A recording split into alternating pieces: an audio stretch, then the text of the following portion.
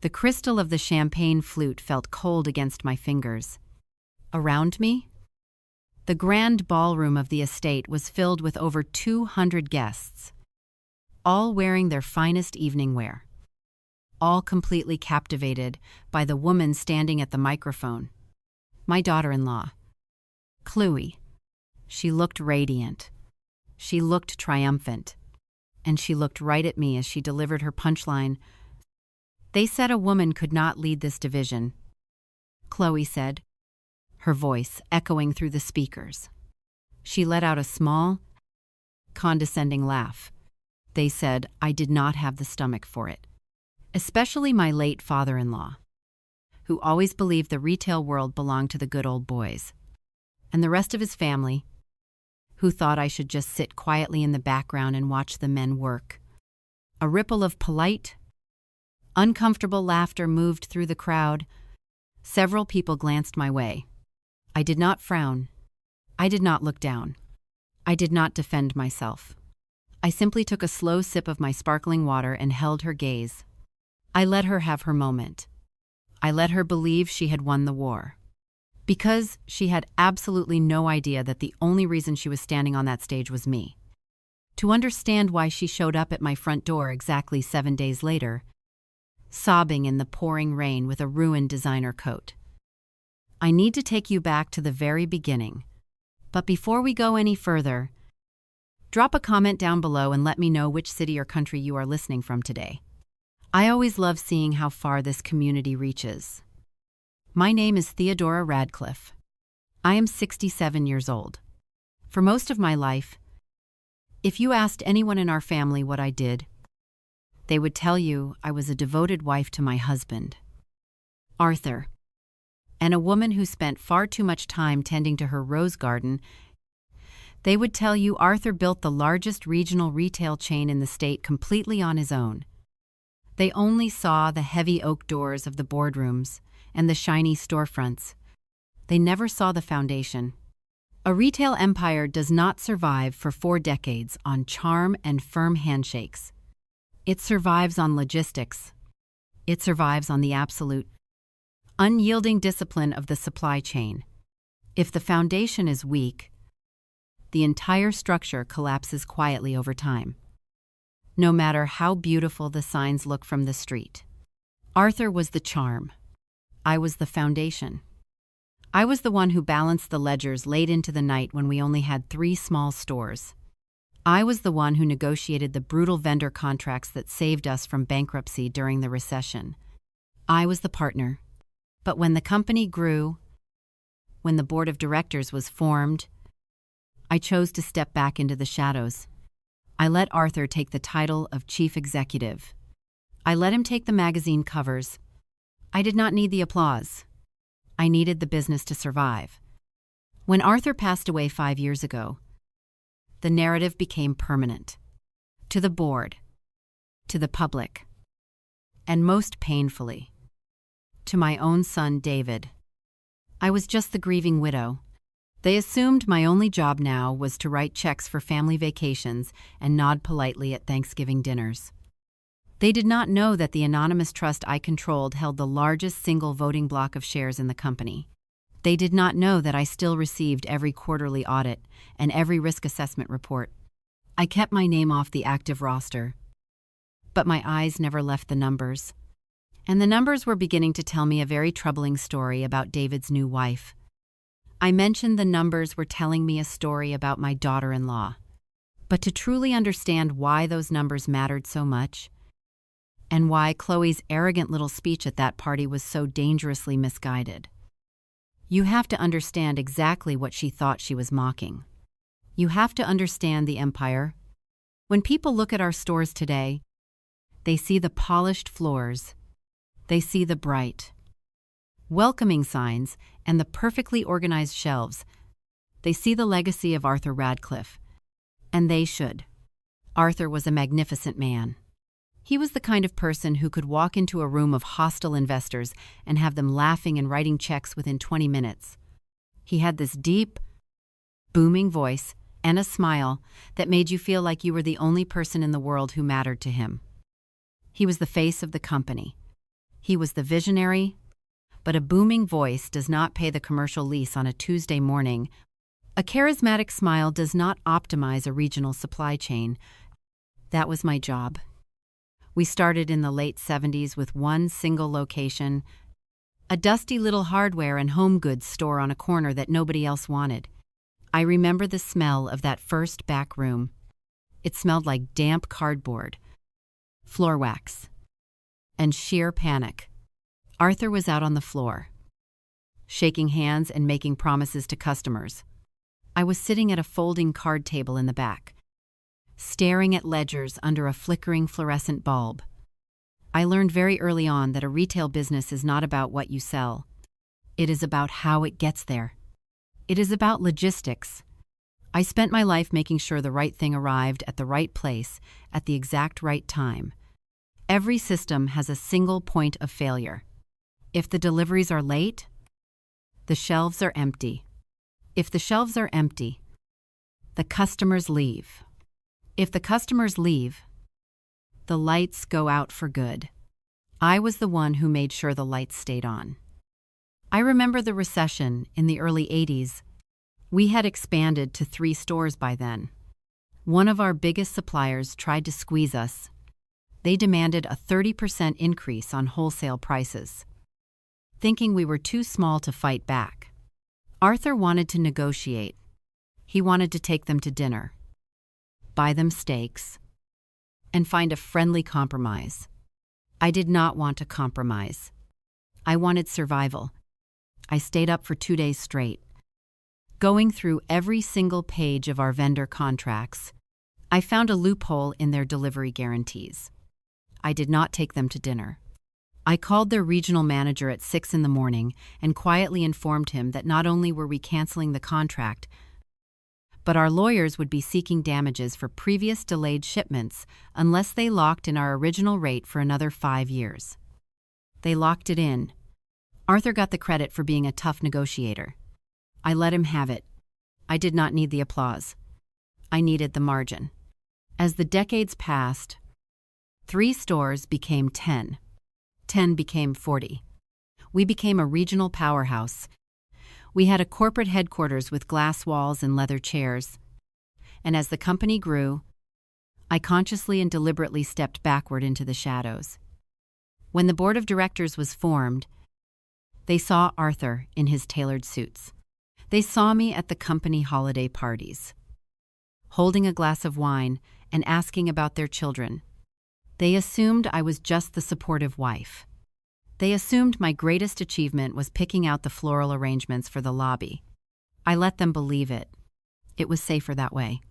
People do not guard themselves against a woman they think only cares about gardening. But I never let go of the reins. I drafted the risk assessments.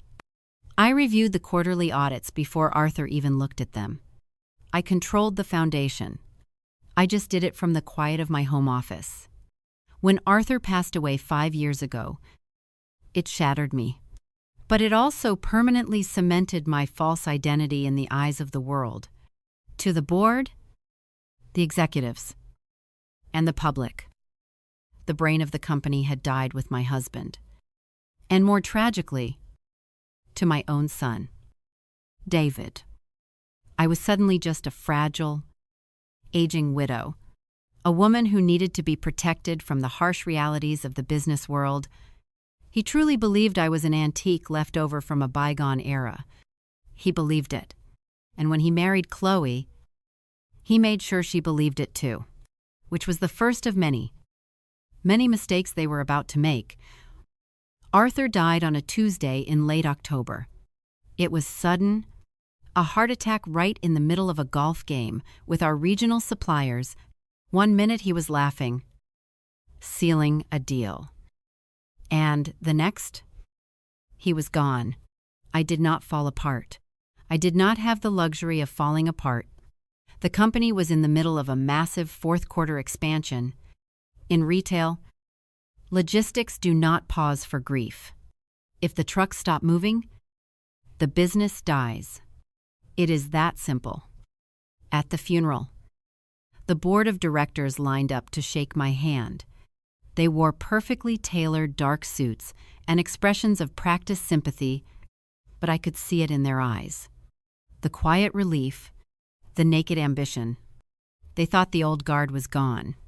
They thought Arthur was the only thing standing between them and total corporate control. They looked at me, a weeping widow in a black wool coat, and they saw absolutely no threat. They saw a relic. They scheduled an emergency board meeting for the very next week to discuss restructuring. They wanted to divide Arthur's shares. They wanted to push out our old vendors and bring in cheap, unreliable freight carriers to artificially inflate the quarterly margins. They wanted to gut the foundation I had spent 40 years building just to make a quick profit. I did not attend that meeting. I did not argue with them. Instead, I sat in the quiet, wood-paneled office of my attorney. Marcus was not just a lawyer. He was the secretary of the board. And he was the only person in the entire corporate headquarters who knew exactly whose hands had built the logistics network. Together, we drafted the paperwork for an irrevocable blind trust. I transferred every single one of my voting shares, the largest single block in the company, into that trust. On paper, it was managed by a faceless corporate law firm in another state. When the board tried to push through their disastrous freight carrier change, Marcus calmly informed them that the majority shareholder trust had vetoed the motion. The board was furious. They demanded to know who was making the decisions. Marcus just smiled and cited legal privilege. They never once suspected the phantom shareholder was the old woman trimming hedges in the suburbs. My son, David, was the worst offender when it came to underestimating me. David is a good man. He has a good heart. But he inherited his father's charm, not my operational discipline. When Arthur died, David was 32. He was a middle manager in our marketing department, and he suddenly felt the intense, suffocating weight of being the man of the family. He came to my house a month after the funeral. He sat me down on the velvet sofa, held my hands, and told me in a slow, careful voice that I did not need to worry about the company anymore. He actually tried to explain our own business model to me. He used simple words, as if he were talking to a child. I did not correct him. I did not show him the complex risk assessment reports stacked neatly inside my locked desk drawer. I just smiled, squeezed his hands, and thanked him for taking care of me. He started buying me gardening equipment, heavy-duty gloves, imported shears, exotic rose bushes. He wanted me to have a quiet, harmless hobby. He needed to picture his mother as safe and fragile. It made him feel strong. So, I played the part perfectly. I spent my mornings on my knees in the dirt, pruning roses. I let my hair go completely silver. I wore soft, oversized cardigans. I became the exact image of a helpless, aging widow. I let the neighborhood see me as a sweet, quiet woman who only cared about the weather and the blooming season. But every afternoon, when the gardening was done, I would go into my study. I would lock the heavy oak door. I would turn on the computer, and I would log into the secure corporate server. The soft grandmother vanished. I read every email. I tracked every shipment. I watched the quarterly margins shrink and swell. I was a ghost, haunting my own empire, keeping it from collapsing under the weight of arrogant men in expensive suits. For 2 years, the arrangement worked perfectly. The board operated under my silent, invisible parameters. David felt like a protector. The foundation held strong. I had my peace. And then, David met Chloe. He brought her home for Thanksgiving. I remember the exact moment she walked through my front door. She had sharp, evaluating eyes, an expensive coat, and an ambition that vibrated off her skin like static electricity. She looked at my house. She looked at my soft cardigan. She looked at the mud on my gardening shoes. And within 5 minutes of meeting me, she made the exact same mistake the board of directors had made. She calculated my worth based purely on the surface. And she decided I was absolutely nothing. She had no idea. She had just walked into my domain. I still remember the exact bottle of wine Chloe brought to that first Thanksgiving dinner. It was an imported red, the kind that costs more than most people spend on groceries for a month. She handed it to me with a smile that did not quite reach her eyes.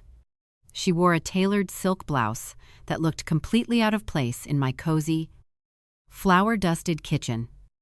She looked around at my worn wooden cabinets, the hand-knitted throw blankets on the sofa, and my scuffed gardening shoes resting by the back door. I could practically hear the gears turning in her head. She was calculating my net worth, my influence, and my relevance, and within exactly 5 minutes, she categorized me as harmless. "Oh, gardening must be so relaxing," she said to me while I was carving the turkey. I could never just sit still like that. My mind moves too fast. I need the constant challenge of the corporate environment. I need to be building things.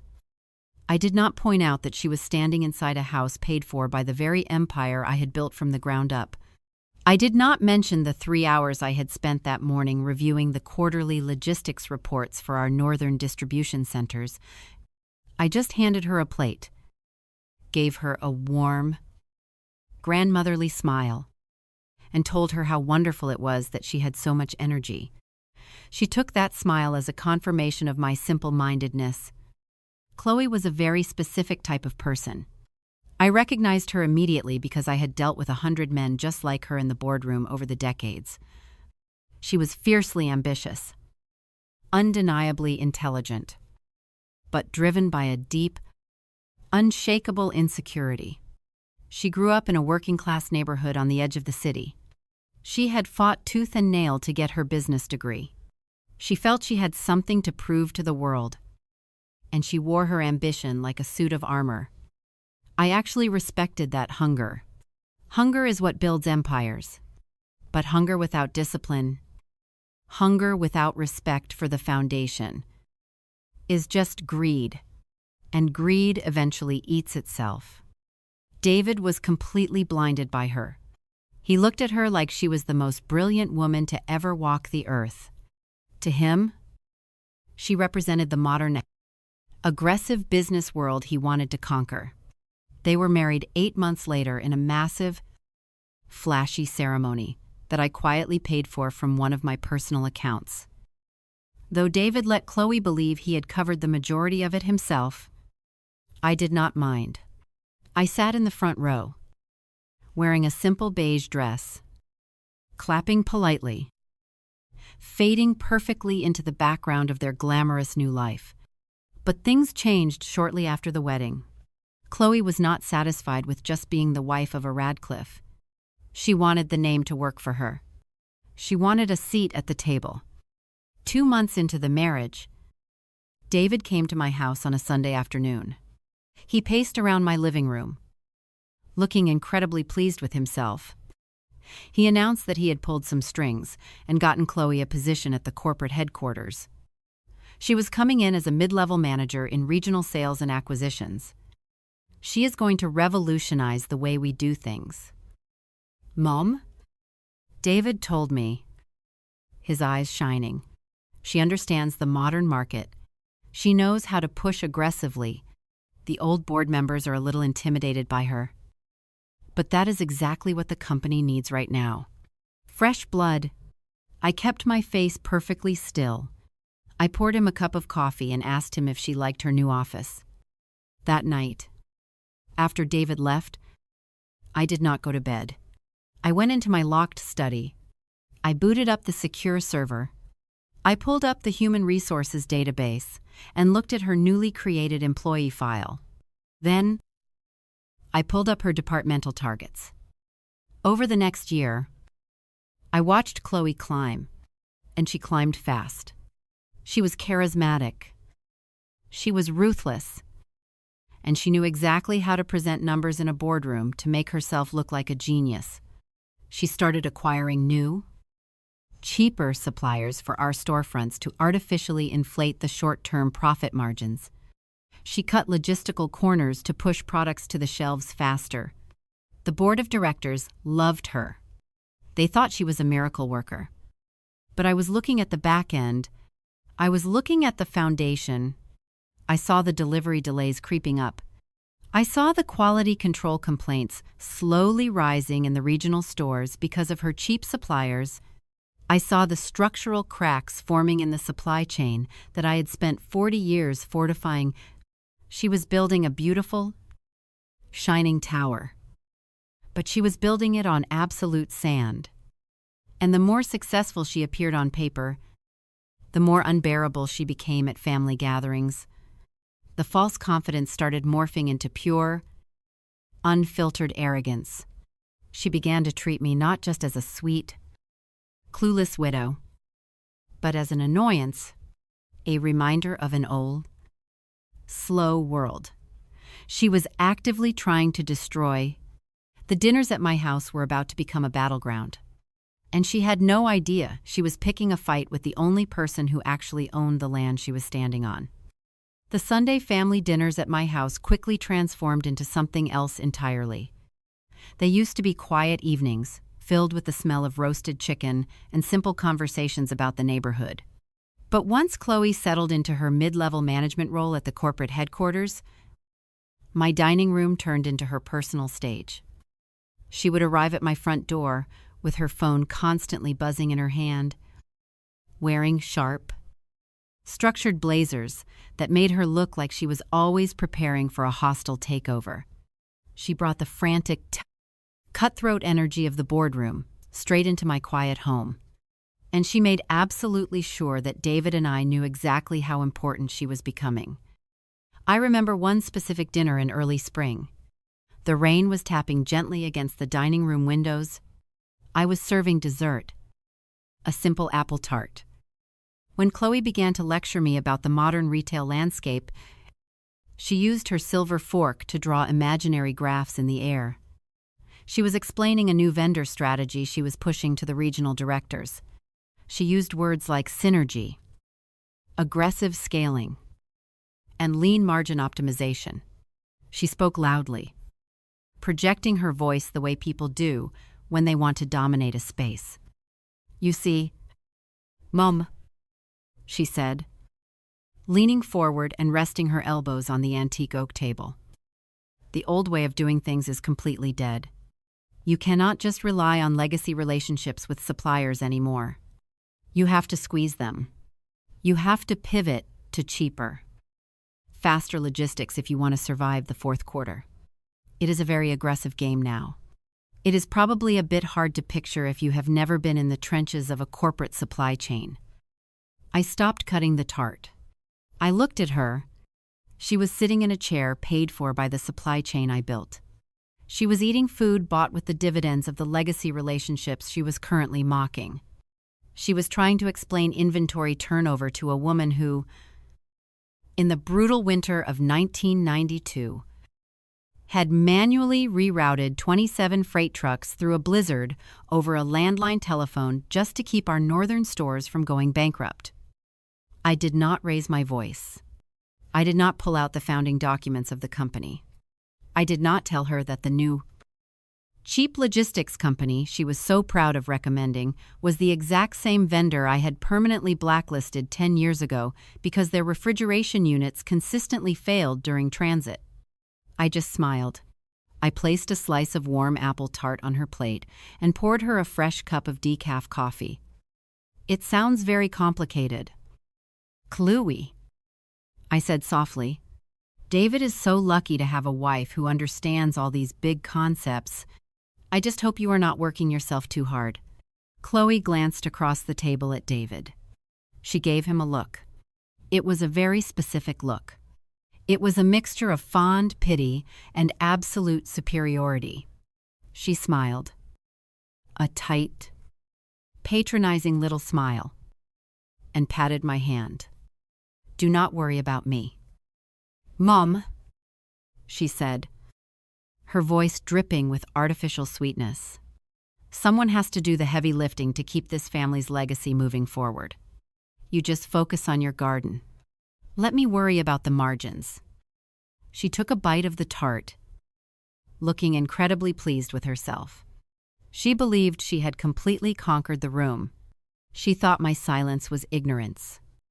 She mistook my polite grandmotherly nod for absolute submission.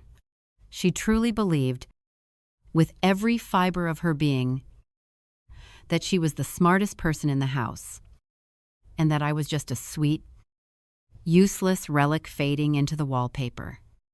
David looked at her with pure adoration.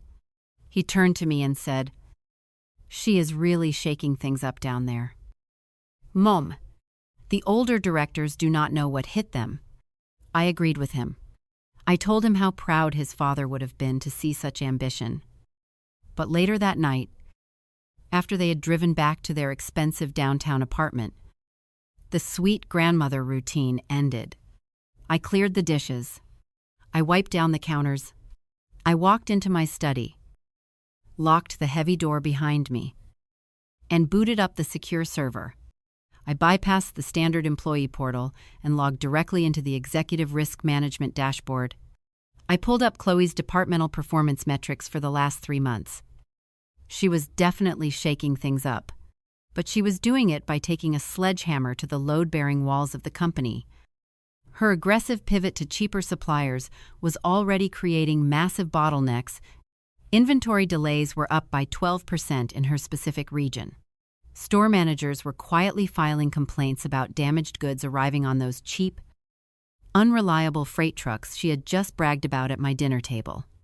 She was boosting her short-term acquisition numbers to make herself look like a genius to the board. But she was actively destroying the foundation of our local distribution network to do it. I sat in the dark, bathed in the blue light of the monitor, watching the cracks form in my empire. I could have stopped her right then. I could have sent a single, anonymous email from the majority shareholder trust to the board of directors, flagging her exact decisions and demanding her immediate termination. It would have taken me exactly 5 minutes. But I did not. If I cut her down now, David would see her as a martyr. The board would see it as an overreach by a faceless trust. No. If Chloe was going to learn a lesson, she had to build her own trap. She had to climb as high as her arrogance would take her, so that when the ground finally gave way, there would be absolutely no one else to blame but herself. So, I let the cracks spread. I watched from the shadows, watering my roses by day, and tracking her inevitable disaster by night. I knew the exact day her cheap freight carriers would finally fail. It was the second week of November. In the retail business, the second week of November is the absolute worst time to learn a lesson about logistics. It is the beginning of the holiday rush, the most unforgiving time of the year. A sudden, unexpected freeze hit the northern routes. A seasoned logistics director would have anticipated the weather shift and rerouted the trucks days in advance. They would have paid the premium for insulated, reliable transport. But Chloe had cut those legacy contracts to save a fraction of a percent on her quarterly overhead. She had hired a discount carrier with aging trucks and drivers who did not understand our regional routes. Sitting in the blue glow of my computer monitor in my locked study, I watched the disaster unfold in real time. The red flags started popping up on the secure server on a Tuesday morning. 3 of our largest northern distribution centers reported delayed arrivals.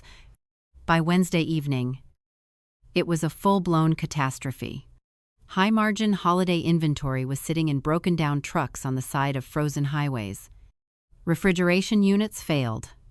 Deliveries that were supposed to take 12 hours were taking 4 days. The store managers were panicking, staring at empty shelves right as the holiday shoppers were starting to arrive.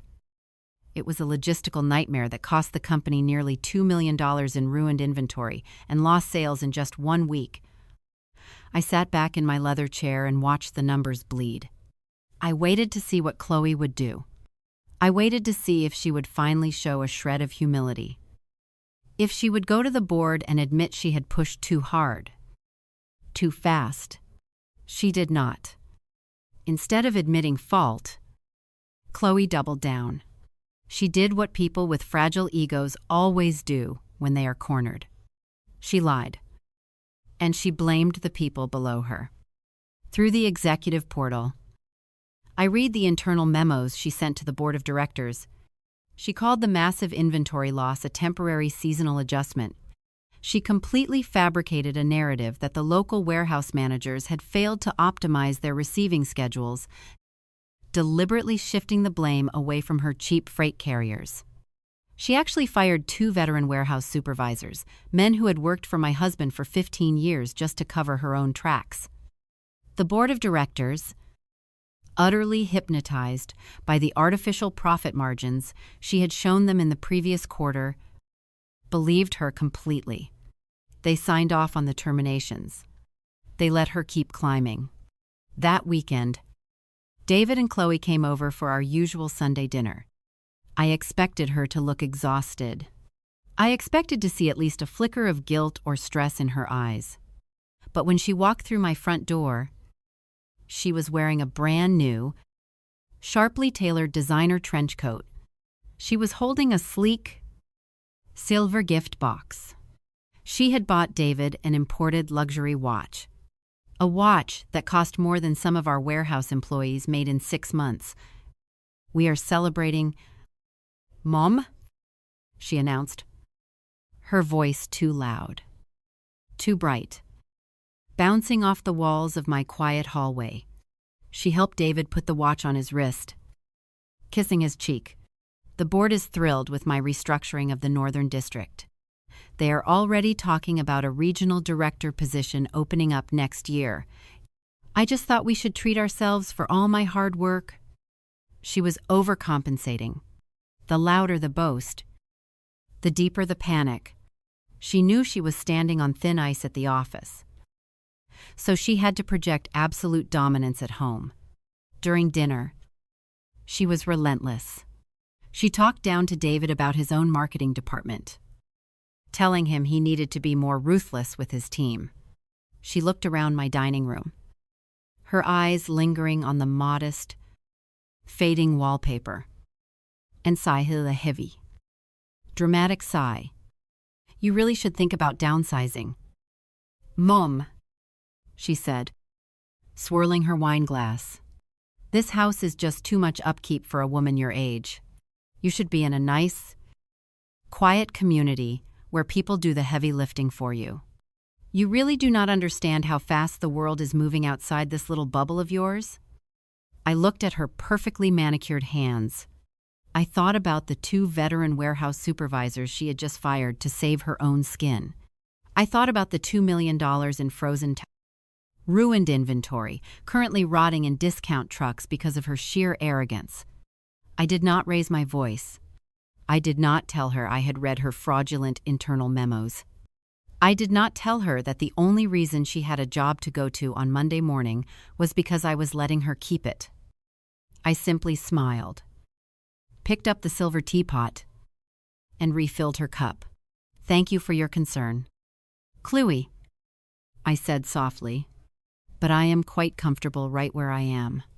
I have always been very good at handling the heavy lifting." She let out a small, patronizing laugh, completely missing the weight of my words. She mistook my calm demeanor for absolute ignorance. She believed, with complete certainty, that she was untouchable. She was wrong. The cracks were already there, and the board of directors was about to notice them. The $2 million hole in our holiday inventory was not something you could just sweep under a rug. You can fire all the warehouse managers you want, and you can write as many fraudulent memos as your fingers can type. But at the end of the day, the numbers are the numbers. And in the retail business, the fourth quarter numbers are absolute law. Over the next 2 weeks, I watched the internal dashboards closely. The board of directors was starting to wake up. They were finally noticing the massive discrepancies between the projected savings from Chloe's cheap freight carriers and the actual revenue lost from empty shelves. I could see the subtle shifts in the executive emails. The tone was changing. The unquestioning praise she had enjoyed all year was slowly being replaced by tight, formal requests for detailed audit reports. Chloe felt the shift. She felt the ice cracking beneath her designer shoes. And because she was fundamentally insecure, she did not handle the pressure with grace. She handled it with rage. It all boiled over on Thanksgiving. Traditionally, Thanksgiving dinner was always held at my house. I spent 2 entire days preparing the meal. I loved the rhythm of it, the smell of roasting sage and butter, the warmth of the oven, the quiet anticipation of having my family at my table. David and Chloe arrived around 4 in the afternoon. The moment she walked through the front door, I could feel the frantic, toxic energy radiating off her person. She looked exhausted. The sharp confidence she usually wore was brittle. She was constantly checking her phone, her thumbs flying across the screen. Her jaw clenched so tight, I thought her teeth might crack. I was in the kitchen, basting the turkey, when she finally snapped. She had been pacing back and forth across my hardwood floors, practically shouting into her phone at some unfortunate regional sales rep. She hung up, let out a dramatic, heavy sigh, and leaned against my kitchen counter. I wiped my hands on a towel and poured her a glass of red wine. I held it out to her. "You look a little stressed." "Dear," I said softly, "why do you not put the phone away for a few hours? The work will still be there tomorrow." It was a simple, motherly suggestion, but to a woman who was quietly drowning in her own incompetence, it felt like an attack. Chloe slammed her phone down on the granite counter. She did not take the wine. She looked at me, her eyes narrowing, and she let out a harsh, bitter laugh. "Put the phone away," she mocked, shaking her head. "Right. Just put it away. It is so easy for you to say that. Mom, it is so incredibly easy for you to stand in this warm little kitchen and give advice about things you do not even begin to understand." I did not say a word. I just stood there, holding the glass of wine. "Do you have any idea the kind of pressure I am under right now?" she demanded, her voice rising, and completely uncaring that David was in the next room. "I am trying to drag this dinosaur of a company into the modern century. The board is breathing down my neck. The supply chain is a complete mess, because nobody before me had the guts to trim the fat. I am making decisions that affect thousands of people." She took a step closer to me. The smell of her expensive perfume was sharp and overwhelming in the warm kitchen. "You spent your entire life hiding behind Arthur," she said, her voice dropping into a cold, venomous whisper.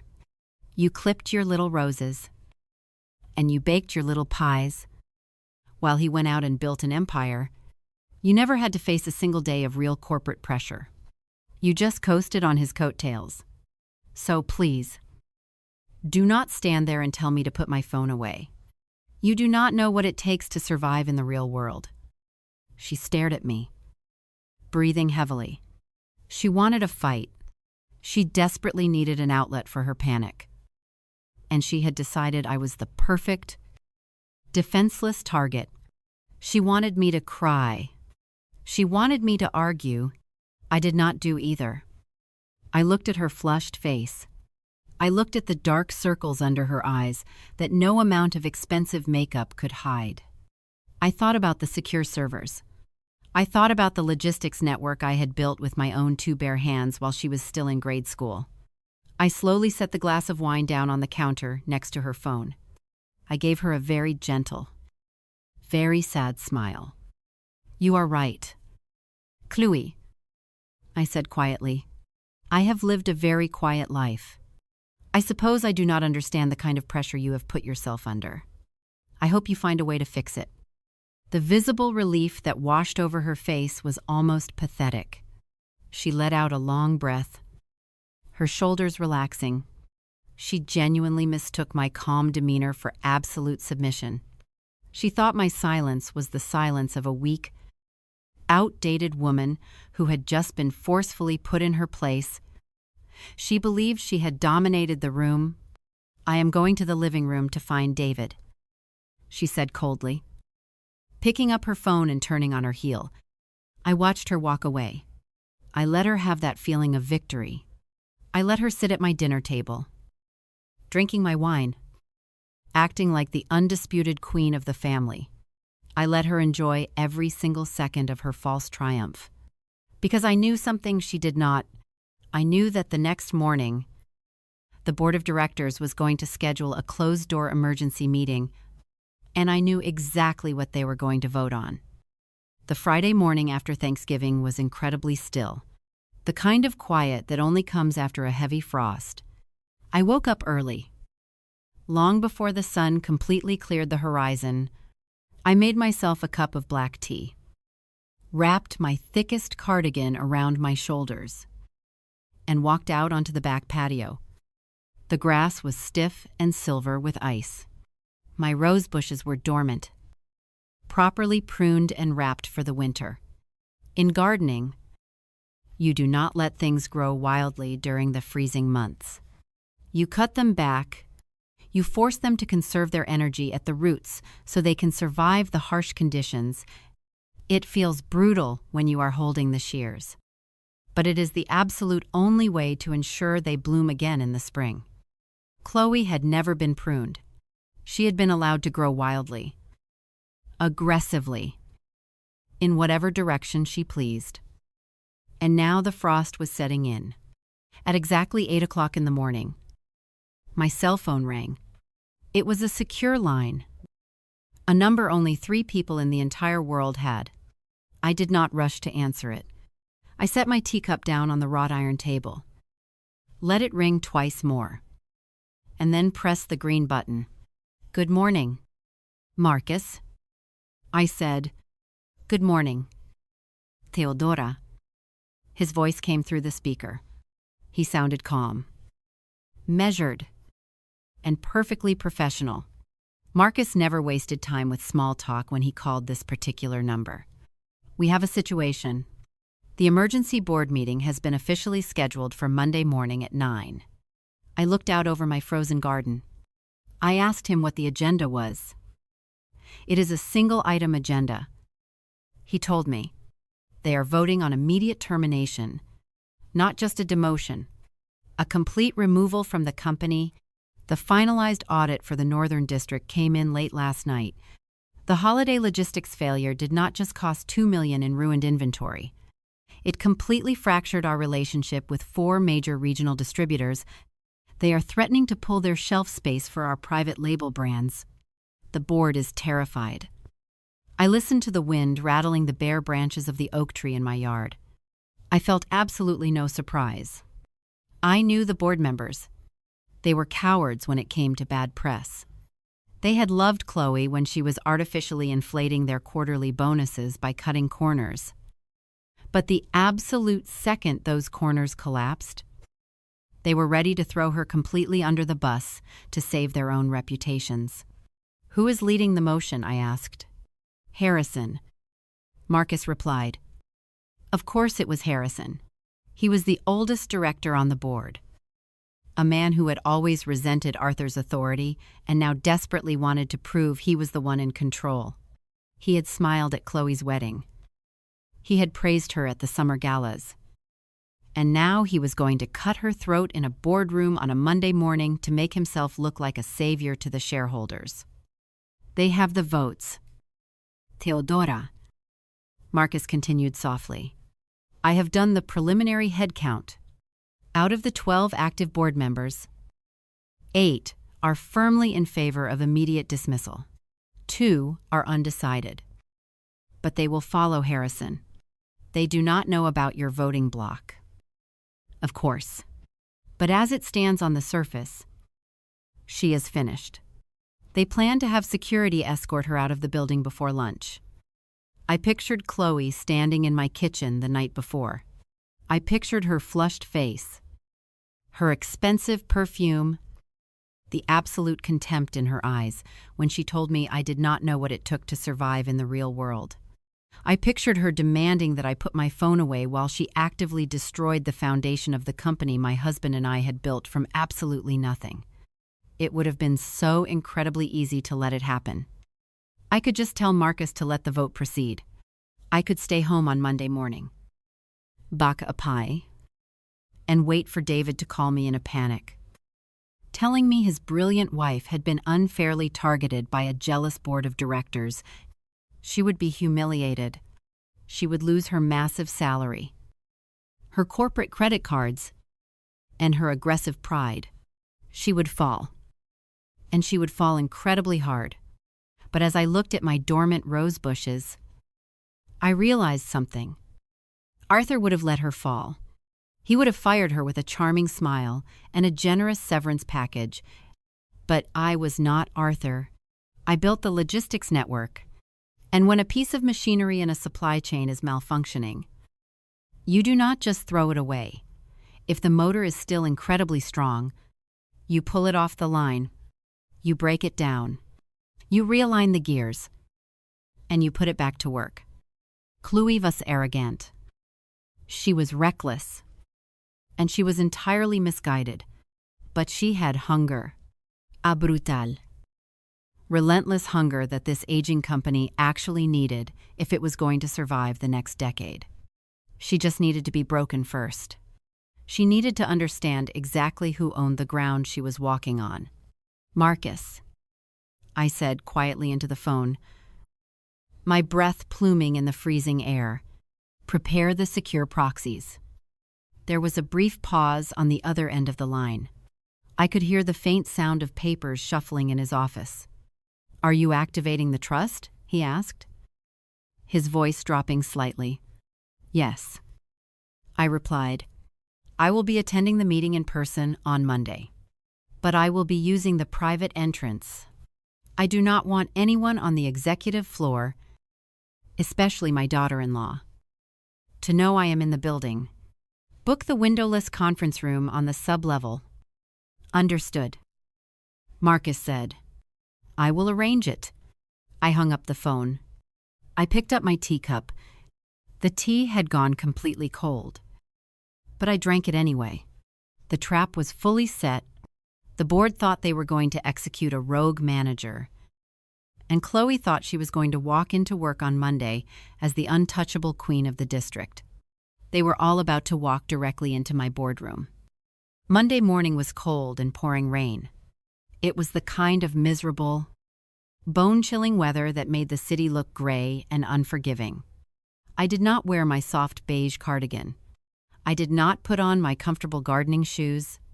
I went into the back of my closet and pulled out a tailored, charcoal wool suit. It was the exact same suit I used to wear when Arthur and I negotiated hostile vendor contracts in the early 90s. It felt heavy. It felt like armor. I did not drive to the main entrance of the corporate headquarters. I took a hired car to the private executive garage beneath the building. Marcus was waiting for me by the private elevator. He did not say a word when he saw me.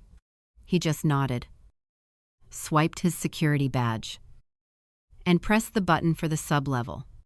We were not going up to the glass-walled executive suites. We were going down.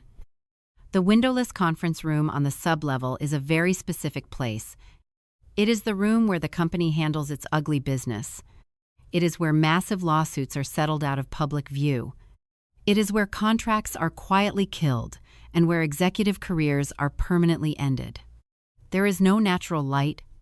The fluorescent bulbs hum with a low, headache-inducing buzz. The air smells faintly of ozone, floor wax, and stale coffee. I walked into that freezing room and took the heavy leather chair at the absolute head of the long oak table. Marcus sat immediately to my right. Opening his thick leather portfolio, we folded our hands, and we waited in complete, absolute silence. At exactly 9 o'clock, the heavy wooden door swung open. Harrison walked in first. He was the oldest director on the board. A man with silver hair, expensive imported suits, and an ego the size of a small country. He was laughing over his shoulder at another board member, talking loudly about a weekend golf tournament. Then, he turned his head and saw me sitting at the head of the table. The laughter died in his throat so fast he actually choked on it. He stopped dead in his tracks. The 10 other board members filing in behind him bumped into each other like a pileup on a highway. The room went completely, suffocatingly silent. Harrison looked at me. Then he looked at Marcus. His face twisted into a mask of polite, deeply patronizing confusion. He immediately assumed the grieving, simple-minded widow had somehow wandered into the wrong part of the building. Theodora. Harrison said, his voice dripping with that familiar, artificial sweetness. It is lovely to see you. Truly. But this is a highly confidential executive session. We are dealing with a rather ugly personnel issue today. I am afraid you cannot be in here. David is on the 4th floor if you are looking for him. I did not move. I did not smile. I did not offer a polite apology. I just looked at him. Letting my eyes rest on his flushed face, I let the silence stretch out for exactly 10 seconds. In a boardroom, 10 seconds of silence feels like an absolute eternity. Then, I gave a small nod to Marcus. Marcus cleared his throat. He did not stand up. He just looked at Harrison over the rim of his glasses. Mrs. Radcliffe is not here as a guest. Richard, Marcus said smoothly, his voice echoing off the bare walls. She is here acting as the sole voting proxy for the majority shareholder trust. She holds 51% of the active voting rights in this room. She will be presiding over this meeting today. Please take your seats. I watched the blood completely drain from Harrison's face. I watched the exact moment the realization hit 11 different men at the exact same time. The sweet, fragile old lady trimming roses in the suburbs was the phantom shareholder. She was the invisible wall they had been hitting every time they tried to gut the company for the last 5 years. Sit down. Richard, I said quietly, my voice completely devoid of any warmth. Let us talk about my daughter-in-law. The men scrambled into their leather chairs like frightened children. They looked absolutely terrified. They were sweating in their expensive suits. Harrison opened his file, his hands physically shaking so badly the papers rattled against the oak table. He started reading the audit report.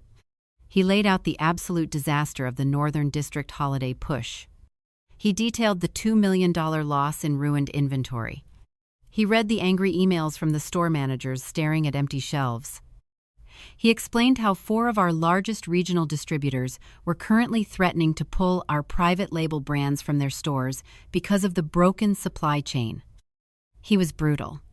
He laid out every single one of Chloe's reckless decisions, her arrogant dismissals of legacy protocols, and her complete failure to understand basic logistics. And the truly fascinating part was watching the other board members nod along with him. Just 3 months ago, these exact same men had praised Chloe as a visionary and Chloe. They had clapped for her artificial profit margins. Now, when the foundation cracked, they were acting as if they had always known she was incompetent. They were cowards, ready to throw her completely to the wolves just to protect their own quarterly bonuses and keep their names out of the disaster reports. Harrison finished his presentation. He closed the file and looked down the table at me, desperately trying to gauge my reaction, trying to figure out if I was going to protect my family or punish my employee. Therefore, Harrison said, trying to sound authoritative but failing miserably, the board proposes the immediate, involuntary termination of Chloe Radcliffe. We have security waiting upstairs to escort her from the premises before noon. We just need your vote to proceed. He waited for me to speak. He waited for me to either cry, "You're my daughter-in-law," or nod in agreement. I did neither. I leaned forward, resting my forearms on the cold table, and I finally told them exactly what was going to happen next. I looked down the long oak table at the 11 men sitting in front of me. The silence in that windowless room was so heavy you could physically feel it pressing against your chest. The low hum of the fluorescent light suddenly sounded like a roar.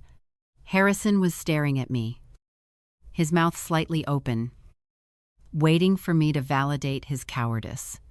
He wanted me to be the emotional mother-in-law. He wanted me to either cry and beg for mercy or angrily agree to cut her loose so his hands would remain perfectly clean. I did not do either. I kept my hands folded neatly on the table. "You want to fire her, Richard," I said. My voice was very soft, but it carried perfectly across the cold room. "You want to have security escort her out of the lobby like a common thief before noon?" "Yes, Theodora," Harrison stammered, trying to regain a fraction of his usual authority. He adjusted his expensive silk tie. "It is the only logical course of action. She cost the company $2 million. She completely fractured our distribution network. She is a massive liability. We have to protect the shareholders." I let out a very small, very dry laugh. It was a terrible sound in that quiet room. "Do not sit there and talk to me about protecting the shareholders, Richard," I said, leaning forward just an inch. "I am the shareholders." He physically recoiled, pressing his back hard against his leather chair. "You did not have a problem with her 3 months ago," I continued, letting my eyes move slowly from Harrison to the other board members. 3 months ago, when she slashed the legacy freight contracts to artificially inflate the quarterly margins, you all thought she was an absolute genius. You approved her budget. You signed off on her cheap discount carriers. You did not ask a single question about the foundation of her logistics model because you were all too busy calculating your holiday bonuses. Several of the men looked down at the table. None of them dared to make eye contact with me. She built a massive, heavy tower on absolute sand, I said, my voice turning icy. "And you all happily moved into the penthouse. Now that the sand is washing away and the walls are cracking, you want to throw her out the window just to lighten the load. You want a scapegoat, so the distributors do not look at your own incompetence." Harrison swallowed hard. "But the $2 million loss," he protested weakly. "The frozen inventory, the store managers are threatening to strike. We have to do something. Theodora, we are going to do something," I replied, "but we are not going to throw away a perfectly strong engine just because the gears are misaligned." I opened the thick leather portfolio Marcus had placed in front of me. I looked at Chloe's employee file. "My daughter-in-law is incredibly arrogant," I told the room. "She is completely reckless. She lacks the absolute discipline required to maintain a secure supply chain. But she has hunger, a brutal, aggressive hunger that this aging company desperately needs if it is going to survive the next 10 years. She tried to aggressively scale. She just did not know how to fortify the ground before she did it." I closed the folder with a sharp snap. "I am vetoing the motion for termination," I announced. A collective gasp echoed around the room. Harrison looked like he was going to have a heart attack right there in his chair. "You cannot be serious," he whispered. "The distributors will pull their shelf space by Friday. I will personally handle the distributors," I said coldly. "I know the founders of 3 of those regional chains. I negotiated their very first intake contracts in 1988, long before you were even hired to sit in that chair. Richard, I will make a few private phone calls this afternoon. The shelf space will remain exactly where it is. I watched the absolute disbelief wash over their faces. They were looking at a ghost who had suddenly materialized to take complete control of their reality. "So what do we do with her?" one of the younger board members asked nervously from the far end of the table. "If we do not fire her, she is going to think she got away with it. She is not getting away with anything," I said quietly. "Instead of firing her, you are going to do exactly the opposite. You are going to give her the promotion she thinks she deserves. You are going to officially name her Regional Director of Sales and Acquisitions." Harrison looked completely horrified. "You want to reward her for a $2 million failure? It is not a reward." "Richard," I said, looking right through him, "it is a cage. If you fire her, the public sees a company in chaos. If you promote her, the market sees confidence. But more importantly, by promoting her, you are forcing her to personally clean up the massive mess she just made. She is going to have to rebuild the supply chain under my new later hidden parameters. And she is going to do it believing she beat you all. She is going to climb to the absolute top of her artificial mountain." I paused, letting the weight of my words settle over the terrified men. Because when I finally show her who actually owns the mountain, I want her to have a very long way to fall. I turned to my right. Marcus was already taking notes, his face a mask of absolute professional calm. "Marcus," I said softly, "draft the veto resolution, and I want the official minutes of this specific meeting completely sealed." "Sealed." "Mrs. Radcliffe?" Marcus asked, his pen hovering over the paper.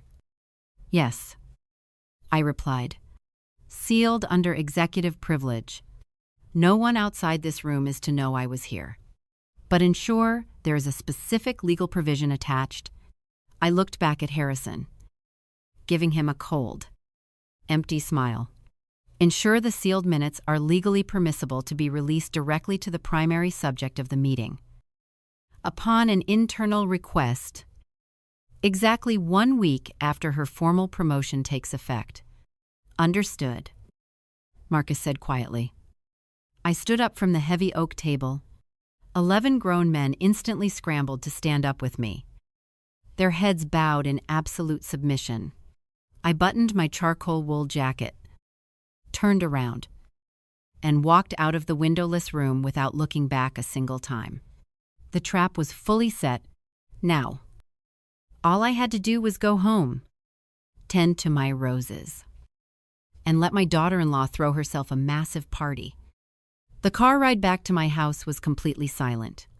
The rain was still beating heavily against the tinted windows, washing the gray streets of the city. I watched the towering glass buildings fade away in the rearview mirror, replaced slowly by the quiet, tree-lined suburban roads of my neighborhood. When I walked through my front door, the house was incredibly still. It smelled faintly of lemon wax and old paper. I went straight up to my bedroom, took off the heavy charcoal wool suit, and hung it at the very back of my closet. I put on me softest, most worn-out beige cardigan. I went down to the kitchen, made a pot of chamomile tea, and sat by the window, watching the freezing rain turn my garden into a sea of mud. The armor was off. I was just a sweet, aging widow again. It took exactly 32 hours for the trap to fully snap shut. On Tuesday evening, I was sitting in my living room reading a book when the landline rang. It was David. The absolute second I picked up the receiver, I had to hold it an inch away from my ear because he was practically shouting with excitement. "Mom, you are never going to believe what just happened," he said, his voice breathless, echoing slightly as if he had him on speakerphone in their expensive apartment. "It is unbelievable.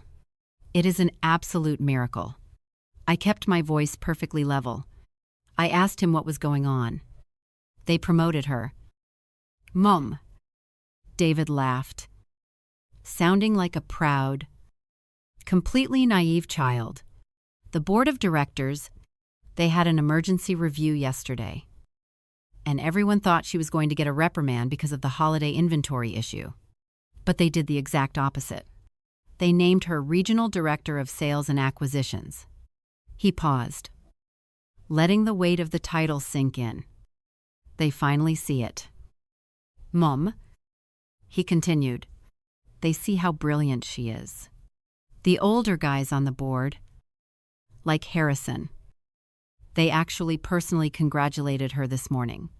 They were practically falling over themselves to make sure she was happy with her new office. She completely turned that company around. And they finally respect her for it. I took a slow sip of my tea. I pictured Harrison, sweating in his tailored suit, terrified out of his mind, forcing a fake smile as he handed my arrogant daughter-in-law the keys to her new kingdom. I pictured the other board members, terrified of the invisible shareholder, treating Chloe like royalty simply because they had absolutely no idea what else to do.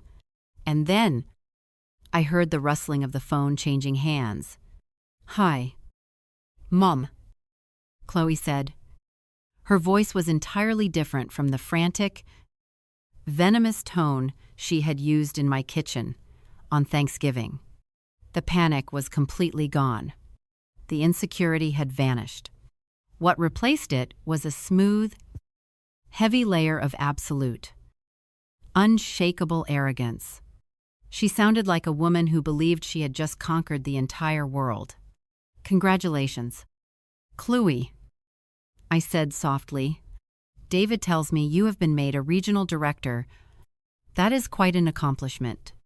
She let out a small, musical laugh. It was the laugh of someone who thought they were speaking to a peasant. Thank you, she said smoothly. I have to admit, it was a tough fight. Those old dinosaurs on the board really tried to push back against my modern restructuring, but numbers do not lie. Mom, at the end of the day, you have to force them to see the future. You have to be ruthless. I walked into the executive suite this morning, and you could just feel the shift in the power dynamic. They know who is actually running the show now. I did not say a word. I just let her talk. I let her build her beautiful, fragile castle in the sky. She truly believed it. She believed her cheap logistics and her fraudulent memos had actually impressed the board. She mistook their absolute terror of me for genuine respect for her. It was a dramatic, beautiful irony. She was standing at the absolute peak of a mountain I had built for her, looking down at the clouds, completely unaware that I had rigged the entire foundation with explosives. We are throwing a party, Chloe announced, her voice cutting through my thoughts. This Saturday night. We rented out the grand ballroom at the Historical Society downtown. We are inviting the entire executive team, all the major regional distributors, and the family. Of course. She paused, and I could hear the smirk in her voice, even through the phone line. I know it is a bit past your usual bedtime. Mom, she said patronizingly, and there will be a lot of high-level corporate talk.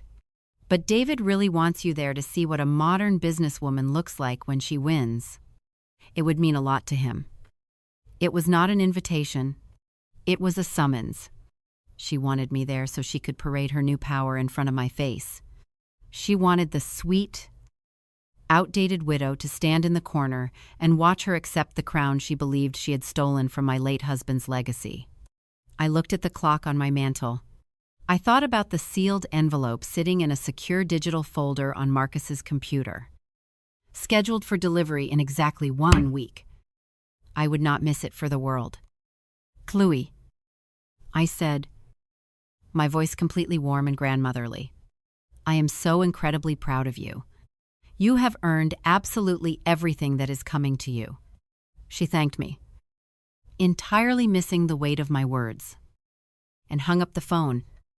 I sat in the quiet of my living room, listening to the rain. The false triumph was complete. She had taken the bait, swallowed the hook, and was now actively inviting an audience to watch her celebrate. All I had to do now was pick out a dress for Saturday night, drink some champagne, and wait for the water to drain from her beautiful, artificial lake. Saturday evening was absolutely freezing. The wind howled through the city streets, rattling the bare branches of the trees, but inside the grand ballroom of the Downtown Historical Society, you would never know it was winter. I did not drive myself. I hired a private car. I wore a very simple, dark navy dress that I had owned for at least 15 years, and a warm wool coat. I did not wear any diamonds. I did not wear any expensive pearls. I did not need to wear my wealth on my sleeves, because I was the one who owned the building they were all standing in, even if they did not know it yet. When I walked through the heavy double doors of the ballroom, the sheer scale of the arrogance hit me like a physical wave. It was a spectacle. There were massive floral arrangements of imported white orchids on every single table. There was a string quartet playing softly in the corner. Waiters in crisp white jackets circulated with silver trays of champagne and caviar. There had to be at least 250 guests in that room. It was the kind of party you throw when you want to make absolutely sure the entire world knows how important you are. And standing right in the center of it all, bathed in the soft golden light of the crystal chandeliers, was Chloe. She wore a custom emerald green silk gown. She looked radiant. She looked completely, utterly untouchable. She was holding a champagne flute in one hand and laughing loudly at a joke someone had just made. David spotted me near the entrance and hurried over. He was wearing a brand new, sharply tailored tuxedo. He looked so incredibly proud. "Mom, you made it," he said, kissing my cheek. He looked down at my simple navy dress, and I could see that familiar flash of pity in his eyes. He thought I looked out of place.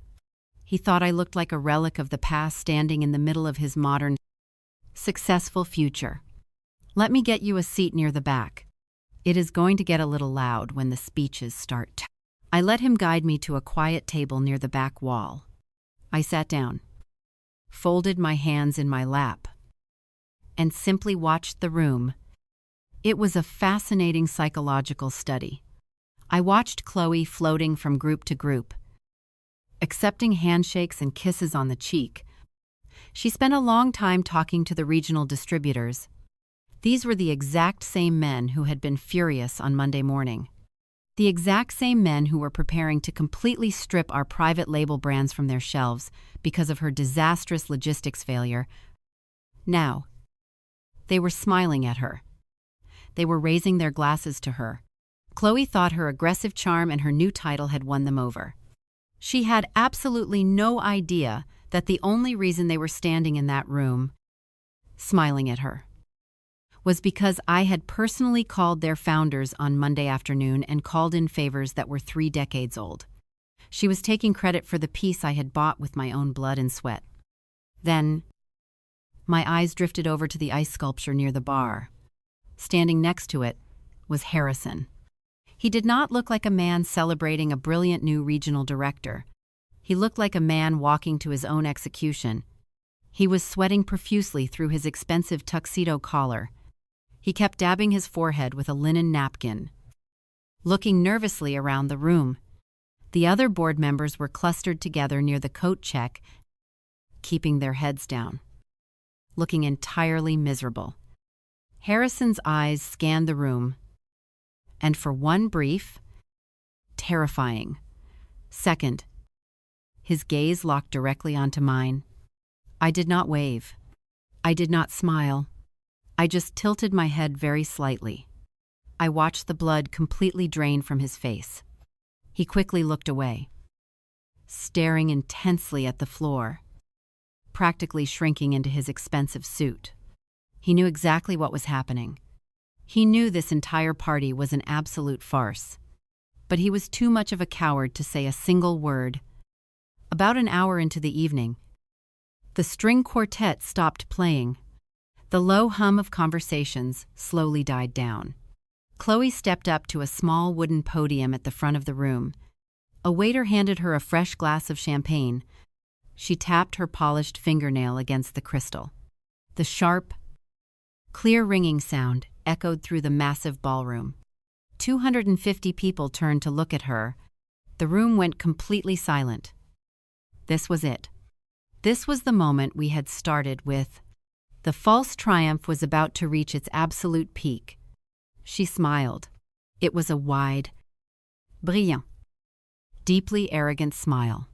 She looked out over the crowd of executives, distributors, and family members.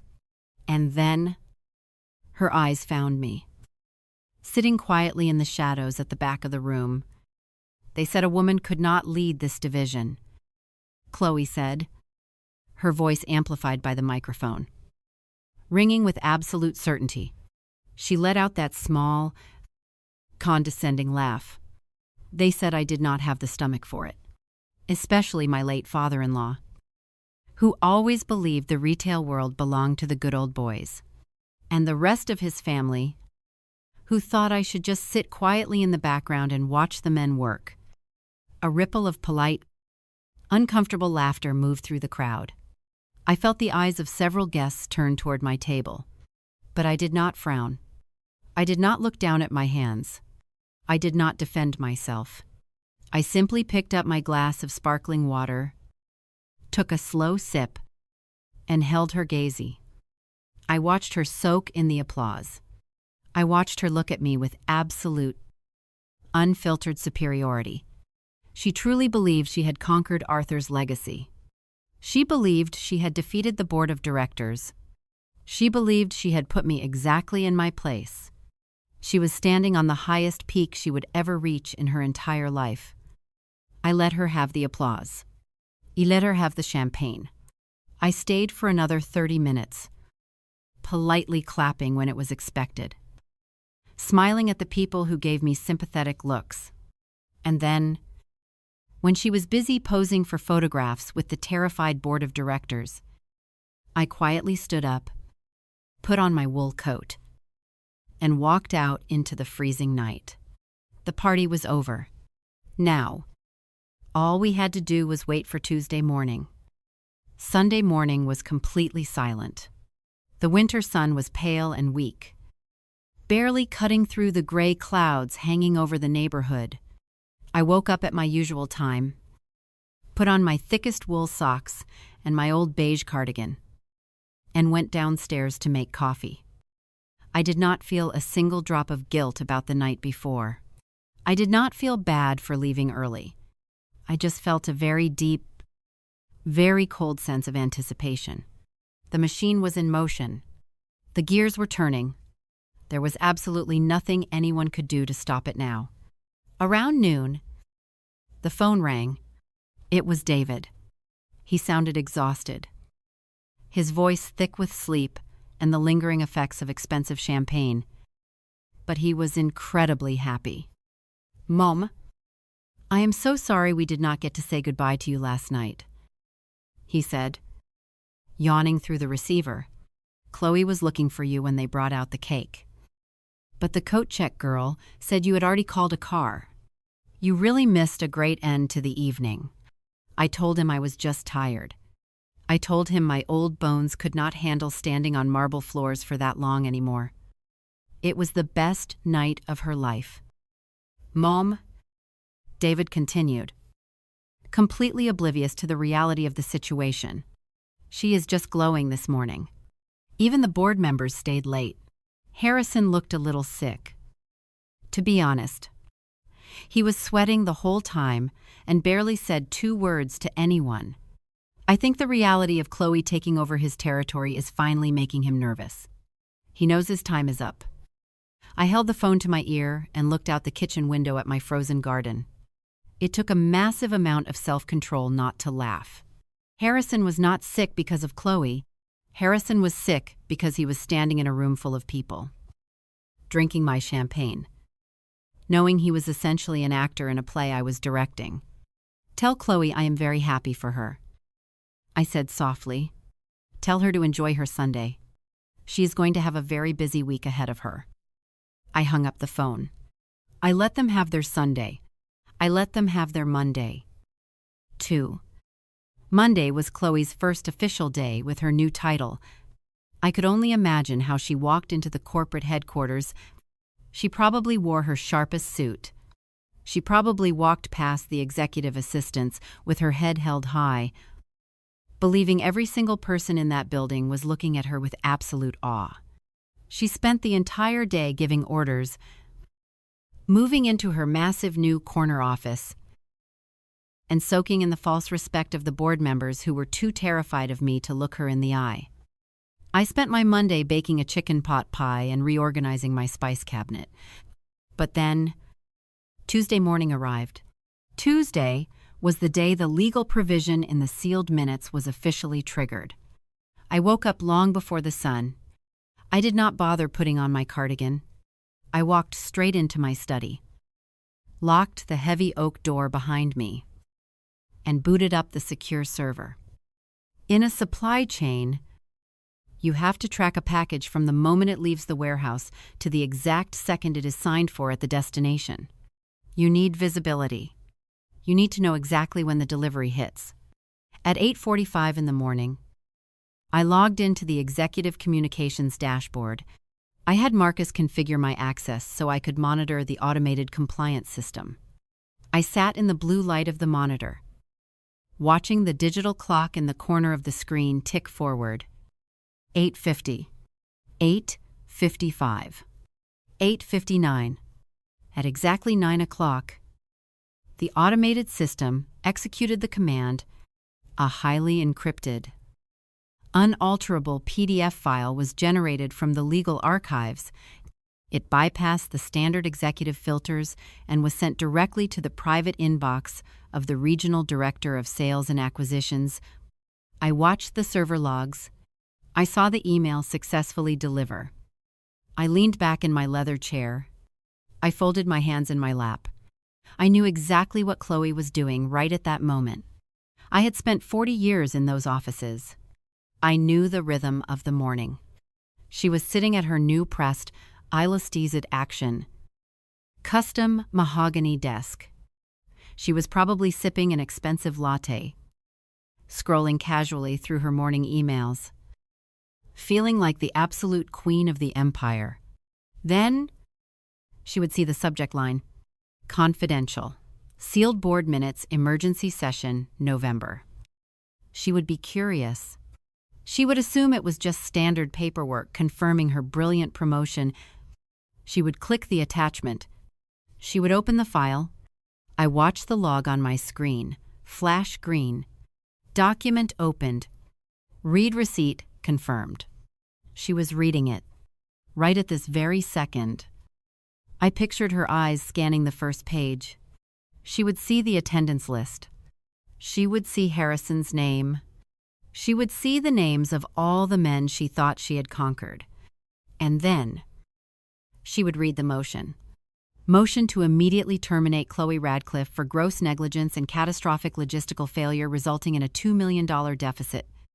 The confusion would hit her first. She would read the exact details of her cheap freight carriers, the ruined inventory, the furious distributors. She would see that the men who had smiled at her party, the men she thought respected her, had actually brought the axe right to her neck just a few days prior. The illusion of her corporate brilliance would shatter instantly. But that was not the trap. That was just the bait. She would keep reading. She would scroll to the second page to see how the vote went. She would look for the moment they changed their minds. She would look for the moment they realized her genius. Instead, she would find the transcript of the veto. She would read the exact words I had spoken in that windowless room. She would read how the majority shareholder stepped in and blocked the termination. She would read the legal justification. The subject is reckless, arrogant, and lacks discipline, but possesses a hunger the company can utilize. Promotion is mandated as a structural containment measure, not a reward. And then, right at the bottom of the page, she would see the signature of the majority shareholder who held 51% of the empire. She would see the name of the person who actually owned her desk, Herr Tital, and her entire reality. Theodora Radcliffe, the sweet, useless widow she had mocked at her dinner table. The woman she had told to put her phone away because she did not understand the real world. The woman whose late husband she had publicly insulted just 3 days ago in front of 250 people. I sat in my quiet study, staring at the green light on the server log. I did not smile. I did not feel happy. I just felt the heavy, undeniable finality of a perfectly executed logistics operation. The foundation of her world had just been completely, utterly vaporized. Now, all I had to do was wait for the doorbell to ring. I expected the doorbell to ring by 10 o'clock in the morning, but 11 o'clock came and went. Then noon, then 1 in the afternoon. The house remained completely silent. I poured myself another cup of tea. I was not worried. When you corner someone whose entire identity is built on aggressive pride, they do not immediately surrender. They thrash. They look for a broken bar in the cage. Chloe was arrogant. But she was not stupid. Her very first instinct upon reading that email would not be to come crying to the woman she had just publicly humiliated. Her first instinct would be to prove that the document was a fake. I found out later exactly how the rest of her morning played out. Marcus came to my house a few days after the dust had settled and told me the whole story over a cup of coffee. At exactly 9:15, just 15 minutes after the automated email was delivered, Chloe marched out of her massive new corner office. She did not take the elevator. She walked aggressively down the glass staircase to the legal department. She bypassed Marcus's secretary completely and slammed a printed copy of the encrypted PDF directly onto his heavy wooden desk. Marcus told me she was practically vibrating with rage. She demanded to know who had hacked the executive archives, and to know who. She demanded to know what kind of sick, elaborate joke Harrison was trying to pull to undermine her new authority. She threatened to fire the entire legal department for insubordination right then and there. Marcus did not flinch. He did not raise his voice. He simply adjusted his glasses, looked at the document, and told her it was completely authentic. He calmly explained the legal mechanics of an irrevocable blind trust. He told her that her mother-in-law held 51% of the active voting rights and that every single executive decision made in that building for the last 5 years had operated strictly under my silent parameters. She did not believe him. She accused him of lying. She told him my husband had left the company entirely to the board of directors, and that I was just a senile old woman who spent her days planting flowers. Marcus just looked at her with that cold, flat expression lawyers perfect over decades. He suggested she take her complaints directly to the board. So, she did. She stormed up to the executive floor and barged straight into Harrison's office without knocking. She expected to find the same terrified, sweating man she had seen standing by the ice sculpture at her party on Saturday night. She expected to intimidate him into confessing that this was all a massive, ridiculous conspiracy. But Harrison was not sweating anymore at the party. So he was terrified because he did not know what I was going to do. But now, the mandate was set. The rules were clear. I had built the cage, and I had handed Harrison the key to lock her inside it.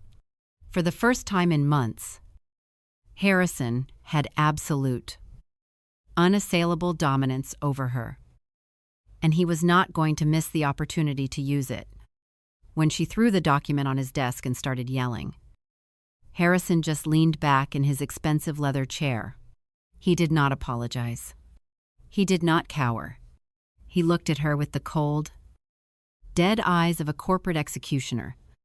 He told her the absolute truth.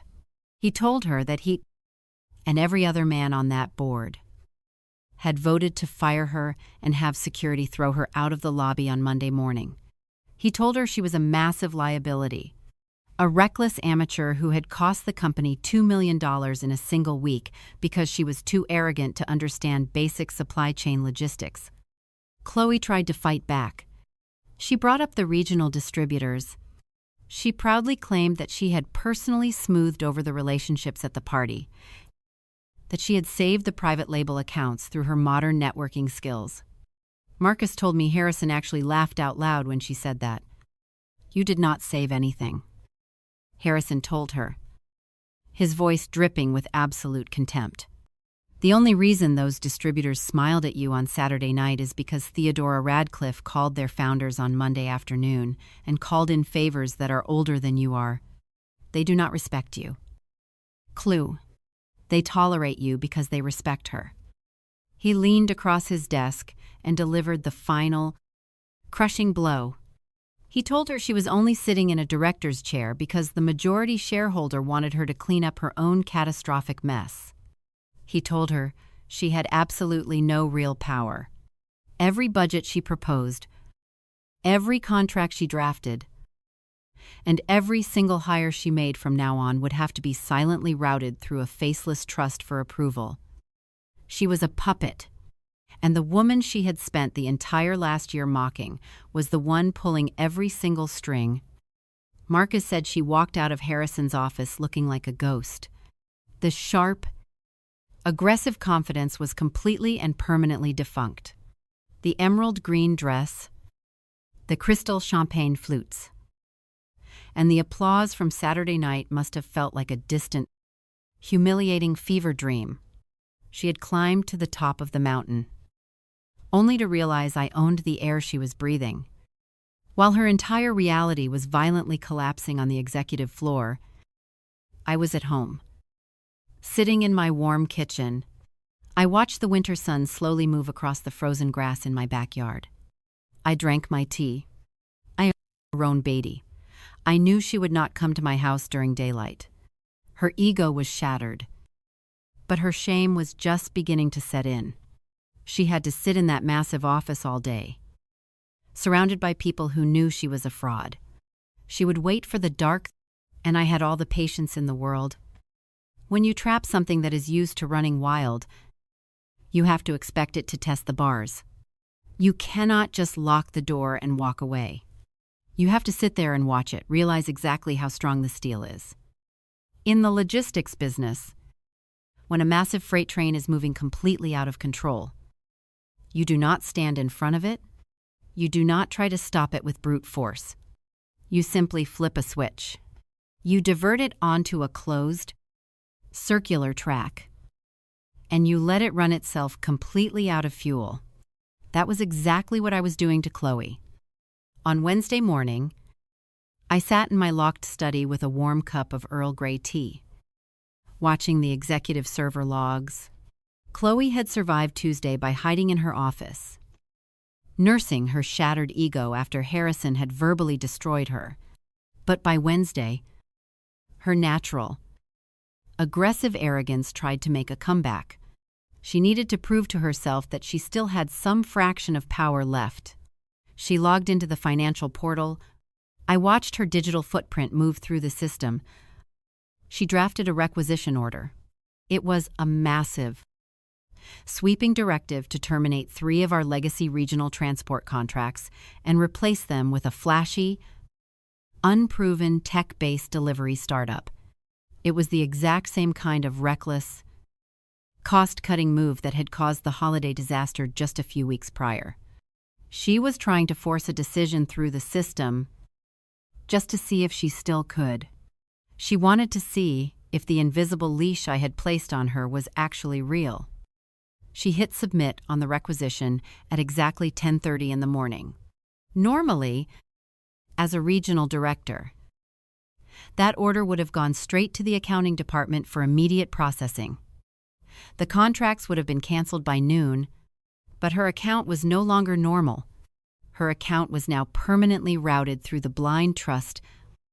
I watched the requisition pop up on my secure dashboard. I read through her aggressive, poorly researched proposal. I did not get angry. I did not call her to argue about it. I simply moved my mouse, clicked the bright red button labeled Veto, and typed a single sentence into the feedback box. Legacy contracts are not to be altered without prior stabilization of the primary supply chain. Request denied. I clicked send. I knew exactly what happened on her end. A massive, unavoidable red banner would have flashed across her computer screen. Action blocked by majority shareholder trust. She was sitting in a custom leather chair, staring at a mahogany desk, realizing that she could not even spend a single dollar of company money without my explicit s'il permission. She was the director of the region, but her keyboard was completely unplugged. She tried again at 2 o'clock in the afternoon. She tried to authorize a vanity marketing expense for her own department. I clicked deny. She tried to fire a mid-level warehouse supervisor at 4 o'clock because he had questioned her new shipping schedule. I clicked deny. Every single time she reached out to touch the controls of the company, I slapped her hand away. I let her feel the absolute, suffocating weight of her new reality. She was a puppet, and the strings were incredibly tight. The true beauty of the trap was not just the control, it was the isolation. Chloe could not tell anyone what was happening to her. She could not go to her friends, because she had spent the last year bragging to them about how she was revolutionizing my late husband's outdated company. She could not complain to the board of directors, because they were the ones who had wanted to throw her out on the street. And most importantly, she could not tell David. David stopped by my house on Thursday evening. He had just finished a meeting downtown and wanted to drop off some fresh bread from a bakery I liked. When he walked into my kitchen, he looked exhausted. The proud, shining smile he had worn at the party on Saturday night was completely gone. He dropped his briefcase by the door and sank into one of my wooden dining chairs, rubbing his temples. I poured him a cup of coffee and set it down in front of him. I asked him how his week was going. "It is fine, Mom," he sighed, staring into the dark liquid. "It is just Chloe. I do not know what is going on with her." I kept my face perfectly still. I sat down across from him, resting my hands in my lap. "Is she feeling unwell?" I asked softly. "She is just acting so strange," David said, shaking his head. "Ever since Monday, she has been a complete ghost. She comes home, she does not say a word, and she just stares at the wall. She is not sleeping. I woke up at 3 in the morning last night, and she was just sitting in the dark in the living room, completely frozen." He looked up at me, his eyes full of genuine concern. "I think the pressure of the new promotion is really getting to her," he continued. "She wanted this so badly. She fought so hard for it. But now that she is at the absolute top, I think she is terrified of making a mistake. The board is putting so much weight on her shoulders. Mom, I keep telling her she is brilliant, that she can handle anything. But she just looks at me like she is about to start crying. It breaks my heart." I looked at my son. I saw the absolute love and loyalty in his eyes. He truly believed his wife was buckling under the noble weight of corporate leadership. He had absolutely no idea that she was not staring at the wall because she was stressed about the market. She was staring at the wall because every time she looked at him, she knew she was living a complete lie. She knew that if she told him the truth, that his sweet, gardening mother was actually the iron fist controlling her entire life, she would have to admit that she was a complete failure. Her massive ego simply would not allow her to confess. So, She was letting the secret slowly eat her alive from the inside out. She just needs a little time to adjust. David, I said, reaching across the table to pat his hand. Stepping into a role with that much structural responsibility is a shock to the system. She just needs to learn how to operate within her new parameters. I am sure she will figure it out very soon. David smiled. He squeezed my hand, completely missing the heavy, deliberate meaning behind my words. You are always so understanding. Mom, he said gently. She is really lucky to have a mother-in-law who supports her like you do. I know she can be a bit intense sometimes, but she respects you. She really does. I smiled back at him. I told him to make sure she was eating well. After David left, I stood in the quiet kitchen and listened to the wind picking up outside. The weather forecast had predicted a massive, freezing rainstorm for the weekend. Chloe had been testing the bars for 3 days. She was exhausted. She was humiliated. And she was completely trapped. The cage was holding perfectly. There, Yenin. The train was running out of fuel. I knew it was only a matter of time before the engine finally died. And she realized there was only one person on earth who had the key to let her out. I turned off the kitchen lights and went upstairs to sleep. I slept incredibly well. The freezing rain started late Friday night. Exactly as the forecast had predicted, it did not come down in a dramatic thunderstorm. It was a slow, steady, freezing drizzle that coated the streets, the trees, and the power lines in a thick layer of heavy ice. I spent the entire weekend inside my warm house. I kept a fire going in the living room fireplace. I read a very good historical biography. I baked a loaf of sourdough bread. It was a completely ordinary, incredibly peaceful weekend for a retired widow. For Chloe. However, that weekend must have been an absolute psychological nightmare. You have to understand the specific kind of torture she was enduring when you are a highly ambitious, deeply arrogant person. Your entire sense of self-worth is tied to your ability to control your environment. Chloe had spent her whole life fighting for control. She bought expensive clothes to control how people saw her. She aggressively managed her staff to control the outcomes of her projects. She manipulated my son to control her position in our family. And now, she had absolutely nothing. She was sitting in a luxury downtown apartment that she had decorated to look like a magazine cover. She was sleeping next to a husband who looked at her with pure, unquestioning admiration. She had the corner office. She had the massive salary. She had the title she had fought so bitterly to get, but it was all a museum exhibit. She could look at it, but she could not actually touch any of it. I knew she would not break over the weekend. The weekend offered her a temporary illusion of safety. She could pretend she was just a tired executive resting after a long week. But Monday morning was inevitable. And Monday morning is when the retail business demands answers. When Monday finally arrived, the freezing rain had not stopped. The city was a miserable, gray slush pit. I did not log into the secure server that morning. I did not need to.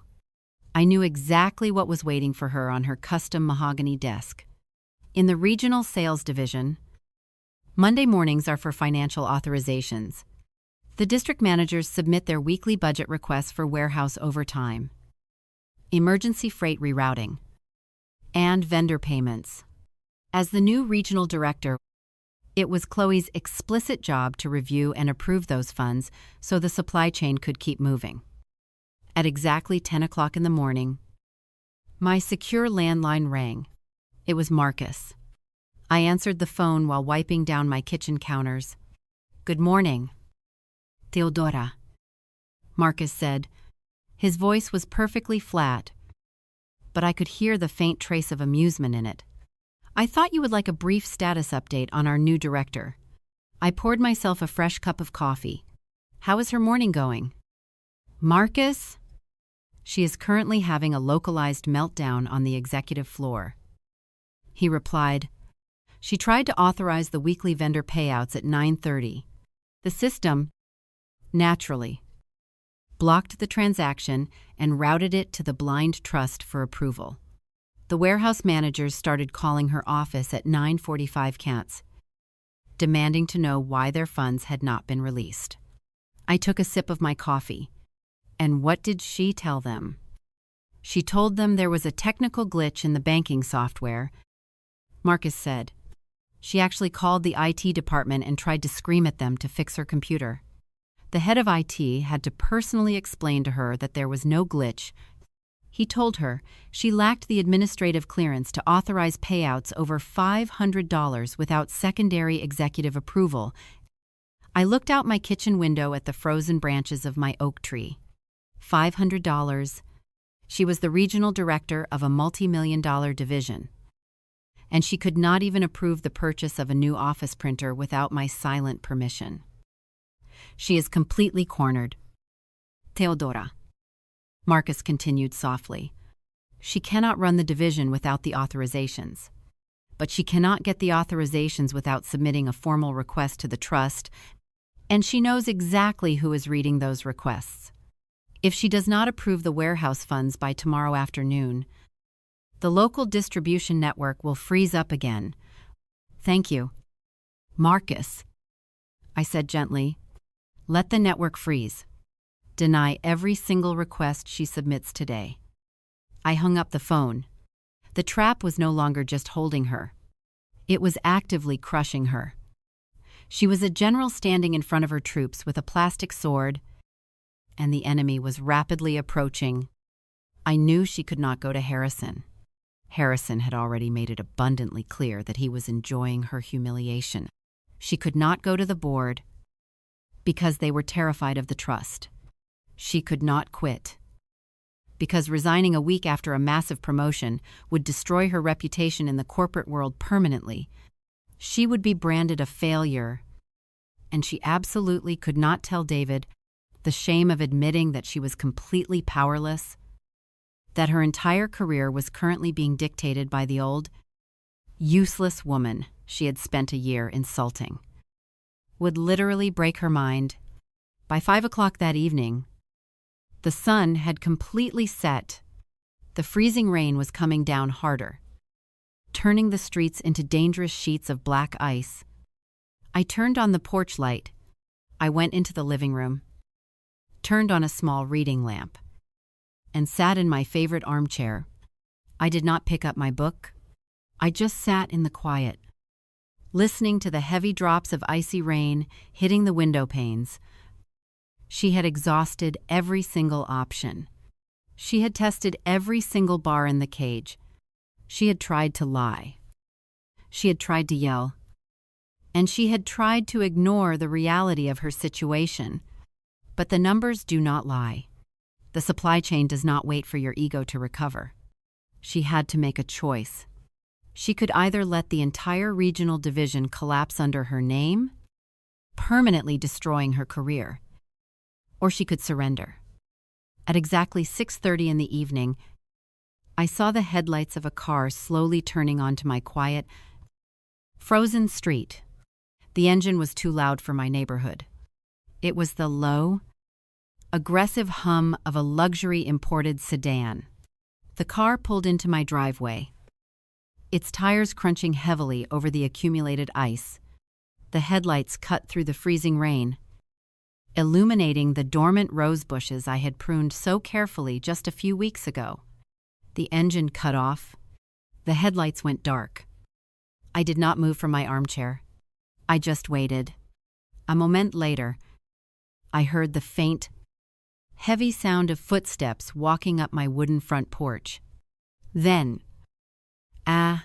long, agonizing pause. And finally, a soft, trembling knock on my front door. I did not rush to the front door. I set my book down on the side table. I smoothed out the wrinkles in my soft beige cardigan. I walked slowly down the hallway, listening to the heavy freezing rain lashing against the front windows. When I pulled open the heavy wooden door, the bitter cold rushed into the warm house. Chloe was standing on my front porch. The yellow porch light illuminated her perfectly against the dark the Thames Dactymanane. Violent backdrop of the winter storm. She was wearing a custom Innisor Plesis camel-colored wool coat. It was the kind of designer coat you only wear from a heated luxury garage to a heated executive office building. It was completely soaked through, heavy with freezing rain, clinging tightly to her shivering shoulders. Her expensive leather boots were stained with gray mud and slush. Her hair, usually styled into a perfect, aggressive armor, was plastered to the sides of her pale face. She looked incredibly small. She did not look like the untouchable regional director who had stood on a stage in an emerald silk gown just 2 days ago. She did not look like the woman who had mocked my late husband in front of 250 people. She looked like a drowning woman who had just realized there was only one single life raft left in the entire ocean, and she was currently staring at the person holding the rope. I stood in the doorway. I did not step aside to let her in. I just looked at her. "Mom?" she whispered. Her voice was shaking so badly I could barely hear it over the sound of the freezing rain hitting the porch roof. I did not say a word. I let the freezing wind howl around us. I wanted her to feel the absolute, undeniable reality of where she was standing. She was standing on the outside of my empire, in the freezing cold, begging to be let back in. "I know," Chloe sobbed, her shoulders heaving as she finally broke. "I know everything. Harrison told me. Marcus told me. I saw the sealed emails." She wrapped her arms around herself, physically trembling from the cold and the sheer magnitude of her humiliation. "Please," she choked out, the tears mixing with the freezing rain on her cheeks. "Please, do not let them take it away from me. I cannot lose this title. I cannot go back to being a failure." I looked at her ruined designer clothes. I thought about the 2 veteran warehouse supervisors she had fired just to cover up her own incompetence. I thought about the arrogant, pitying way she had looked at me across my own dining room table on Thanksgiving, telling me I did not know how the real world worked. "Come inside." "Chloe," I said quietly, "before you freeze to death on my porch." I stepped back. She walked slowly into my hallway, dripping freezing water onto the hardwood floors. She looked around the quiet, warm house as if she was seeing it for the very first time. And in a way, she was. For a year, she had looked at this house and seen a pathetic, outdated museum. Tonight, she was finally seeing the fortress. I led her into the kitchen. I pointed to the exact same wooden chair she had sat in on Thanksgiving. The chair where she had leaned back, swirled her expensive imported wine, and told me I was a useless relic who had spent my entire life hiding behind Arthur's coattails. "Sit down," I said. She sat. She kept her soaked coat on, shivering violently, clutching her designer handbag against her chest like a shield.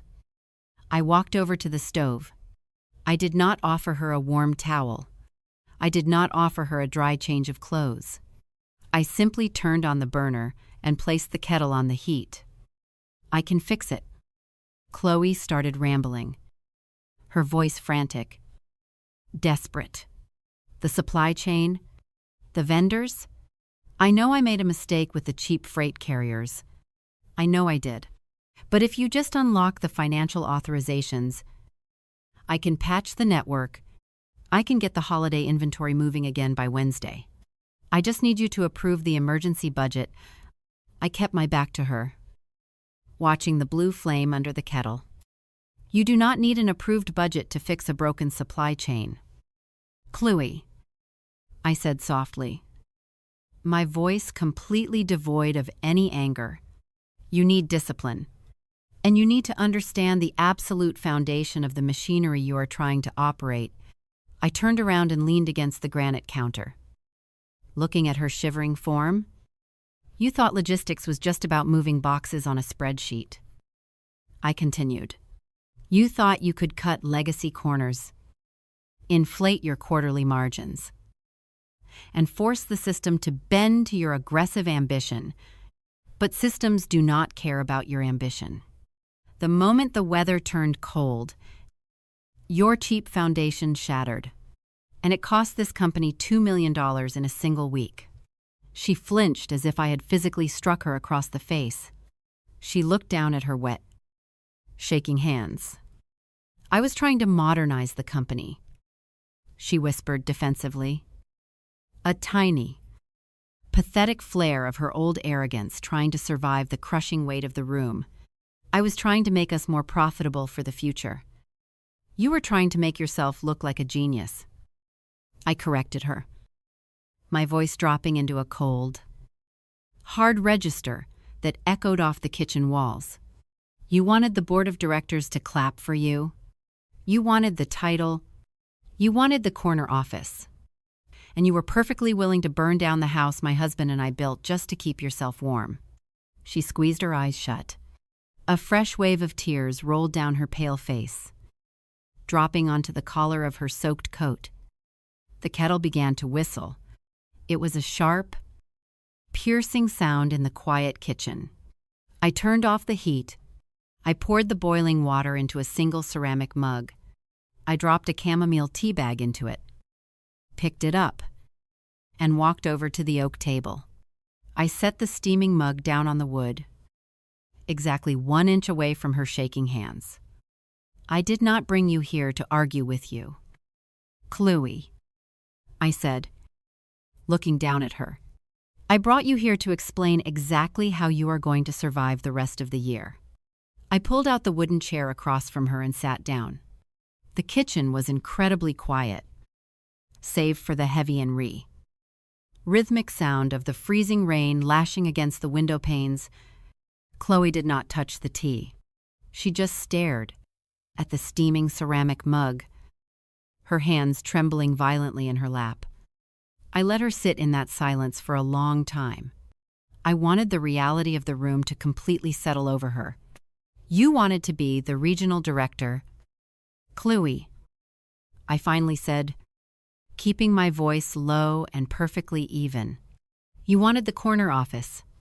You wanted the board of directors to look at you with respect as dean. So, that is exactly what you are going to do.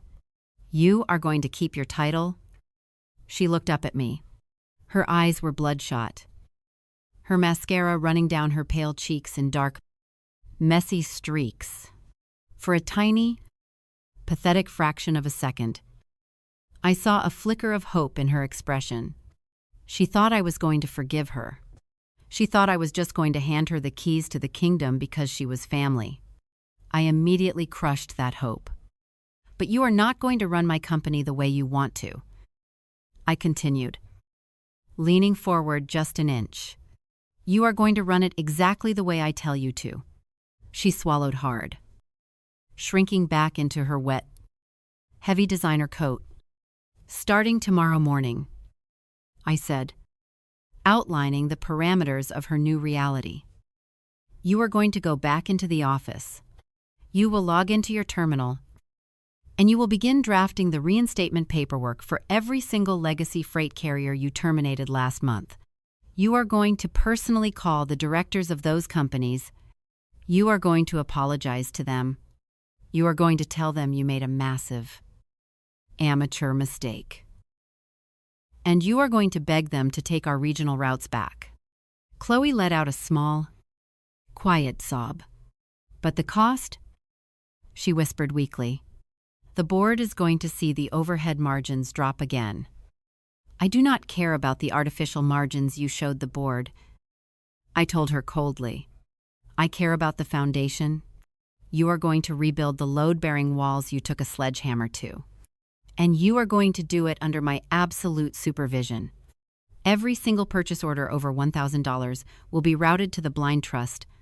Every single vendor contract, every personnel change, and every logistical pivot will require my silent, digital approval before it moves a single inch. I watched her process the words. The absolute gravity of her situation was finally sinking in. If you try to bypass the system, I said, my voice turning into a quiet, "Sharp blade. If you try to authorize a single cent without my permission, or if you try to lie on another internal memo to save face, I will not just step aside and let Harrison fire you. I will personally unseal the complete, unedited audit of your holiday logistics failure, and I will make it public record. You will never work in corporate retail again." She closed her eyes. She nodded her head. A slow, defeated movement.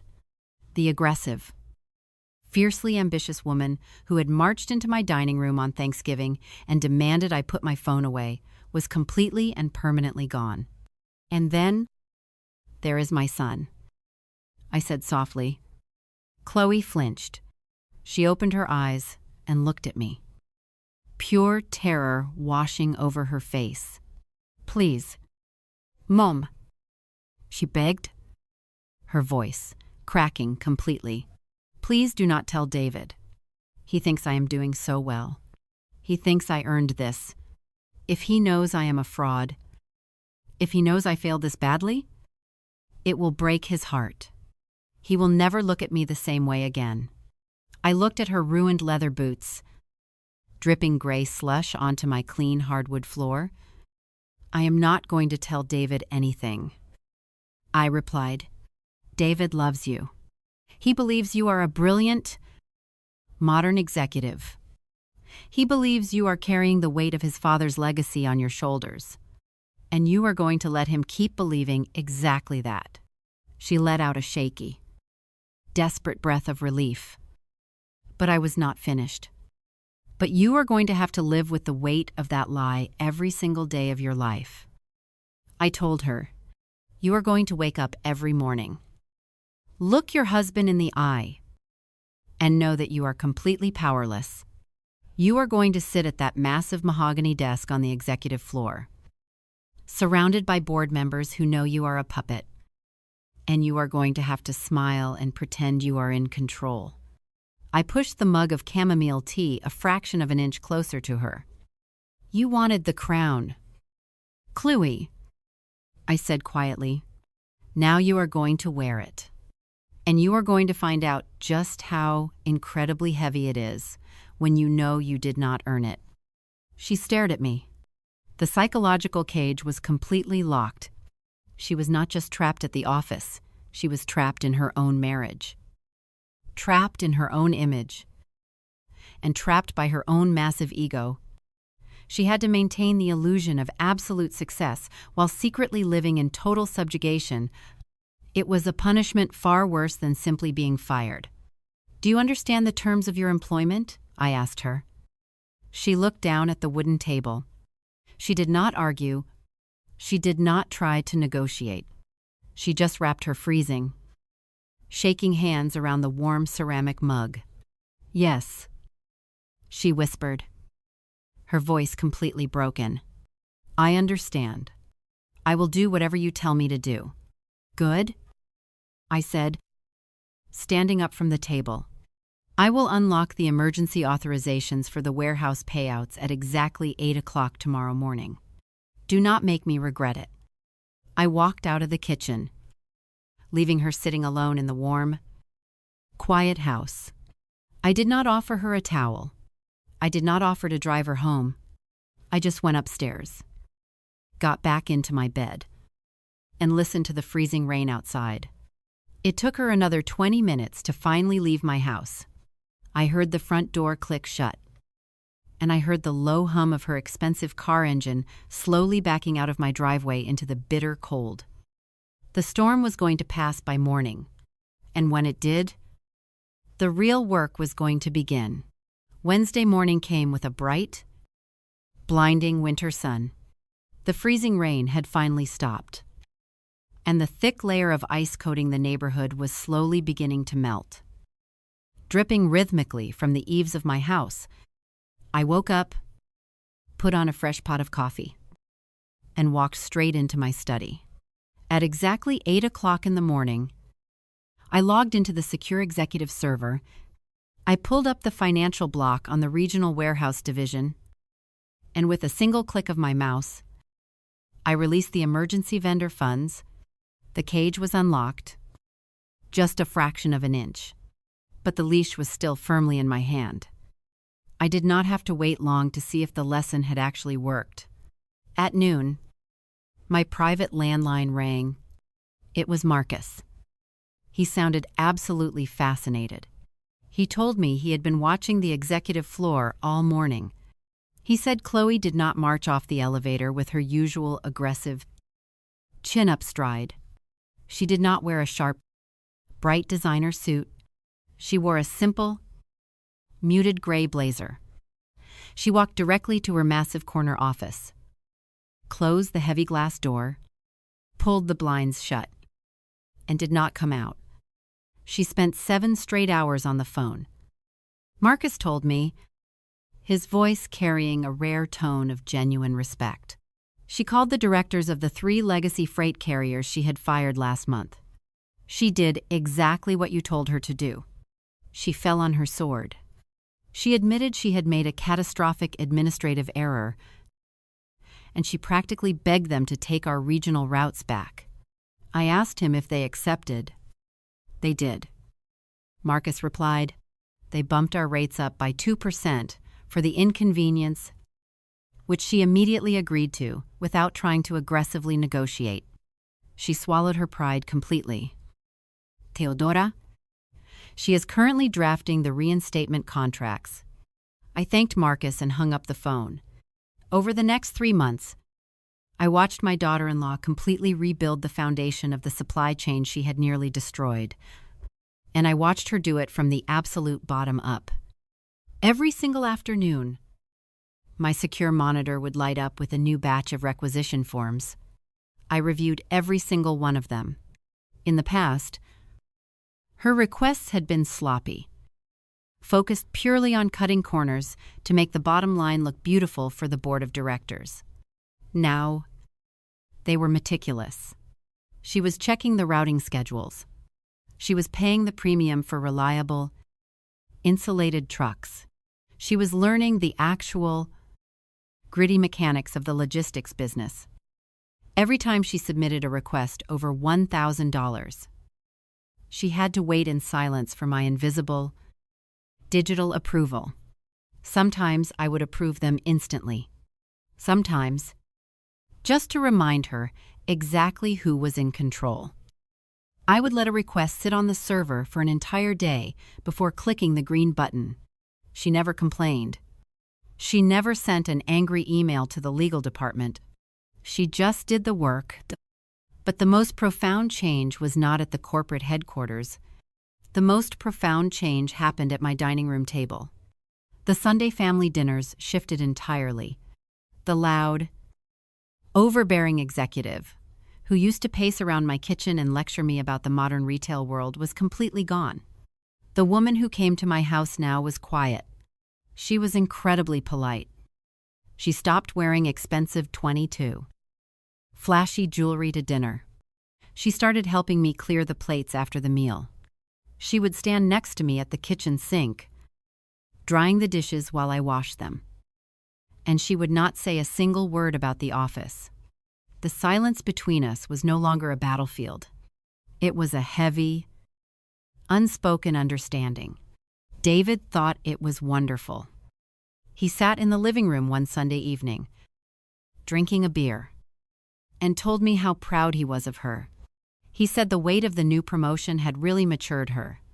He said she was taking her responsibilities so seriously that she had completely dropped the aggressive corporate attitude.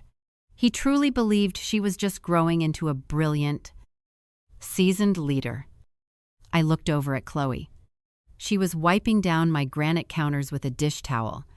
She heard every single word her husband said. She froze for just a second, her shoulders tensing, and then she slowly continued, wiping the counter. She was living the lie perfectly.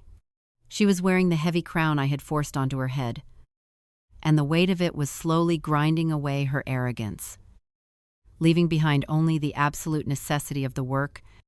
By the end of the fourth quarter, the massive hole in our holiday inventory had been completely patched. The regional distributors were happy. The store managers had their shelves stocked. The financial audits showed a stabilized margin.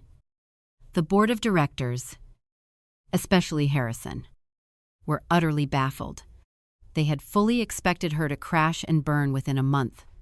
They had expected the invisible majority shareholder to finally drop the axe. Instead, they watched Chloe quietly and efficiently fix the entire division. They actually started to respect her, believing she had survived a trial by fire. They did not know she was a puppet.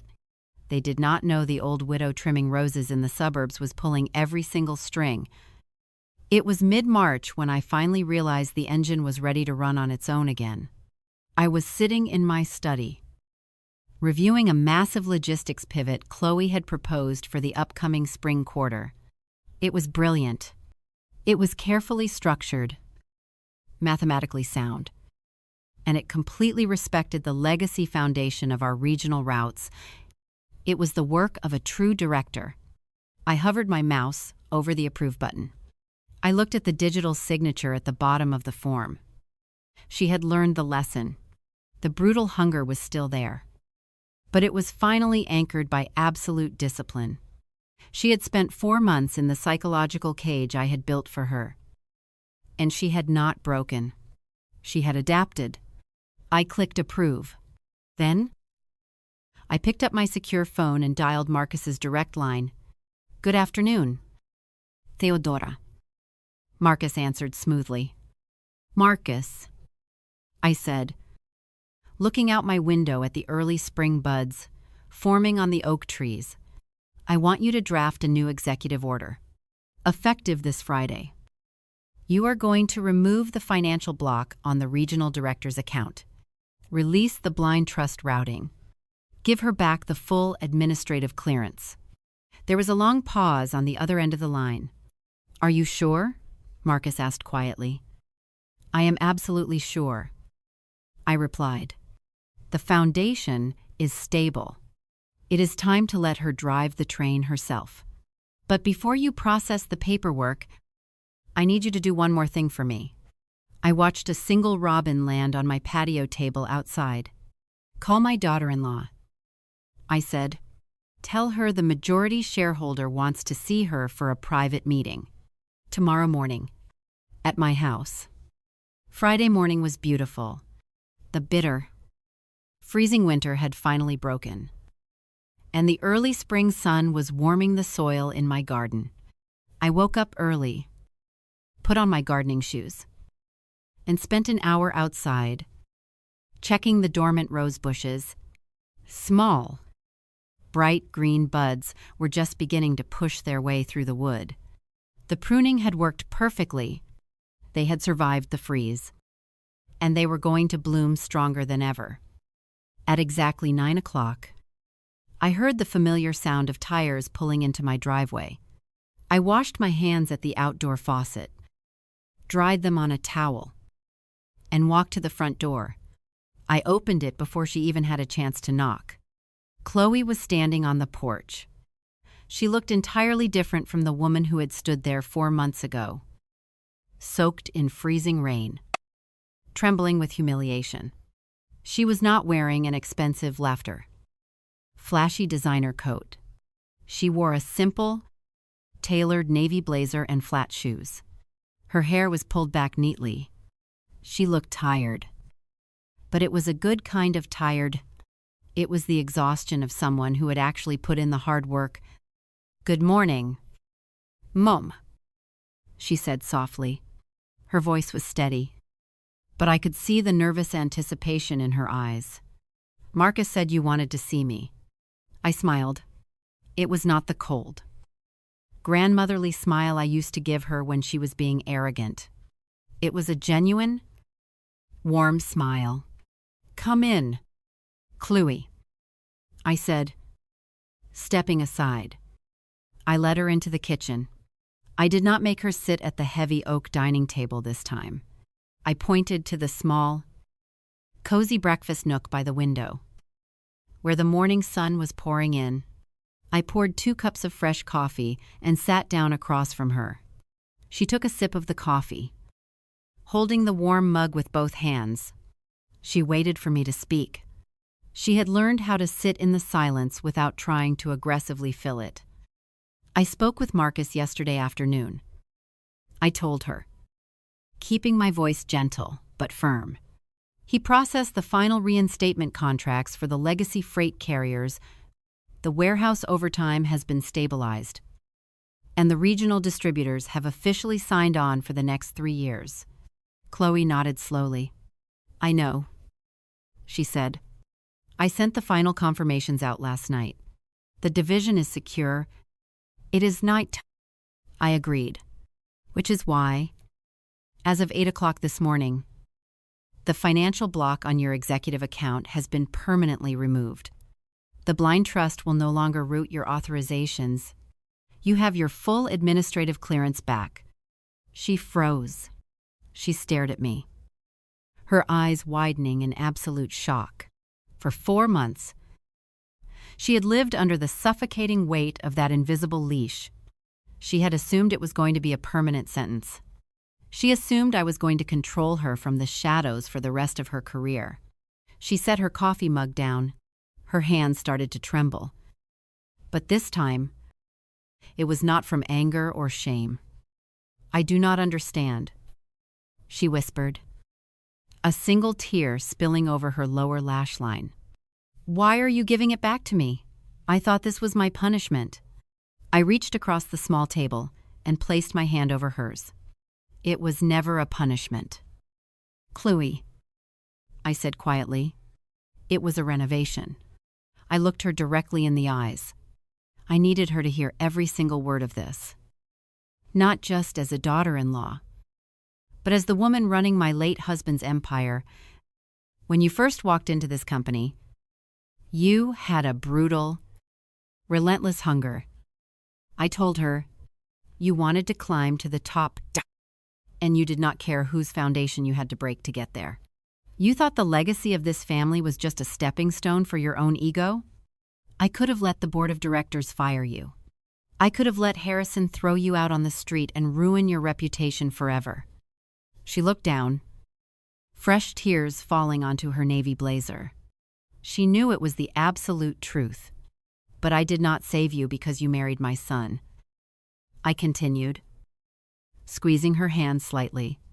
"I saved you because this company actually needs that hunger. It needs someone who is aggressive enough to push it into the future, but hunger without respect is just greed. And ambition without a solid foundation always ends in a collapse." I let go of her hand and leaned back in my chair. "For the last 4 months, you have been on your hands and knees in the dirt, rebuilding the load-bearing walls of your own division," I said. "You learned how the machinery actually works. You learned that respect is not something you demand with a new title or an expensive dress. It is something you earn, every single day. From the people who hold the structure together." Chloe wiped her eyes. She looked out the window at my garden, at the tiny green buds on the rose bushes, the heavy, protective armor she had worn for her entire life was completely gone. "Thank you," she whispered, her voice thick with genuine, overwhelming gratitude. "Not just for the job. Thank you for not letting me destroy myself." I smiled. "Now," I said softly, "go back to your office. You have a regional division to run, and I have a garden to tend to." She stood up. For the first time since I had met her, she leaned down and gave me a real, tight hug. It was not a performative kiss on the cheek. It was the embrace of someone who finally understood the absolute value of the ground she was standing on. She left my house a few minutes later. I watched her car pull out of the driveway, heading back to the corporate headquarters downtown. I knew she was going to walk onto that executive floor differently today. She was not going to strut duck. She was going to walk with the quiet, unshakable confidence of someone who actually owned their seat at the table. I walked back outside into the morning sun. I picked up my pruning shears and knelt down in the soft dirt next to my roses. People often think that power is loud. They think it wears expensive suits, shouts in boardrooms, and constantly demands to be seen. But real power is incredibly quiet.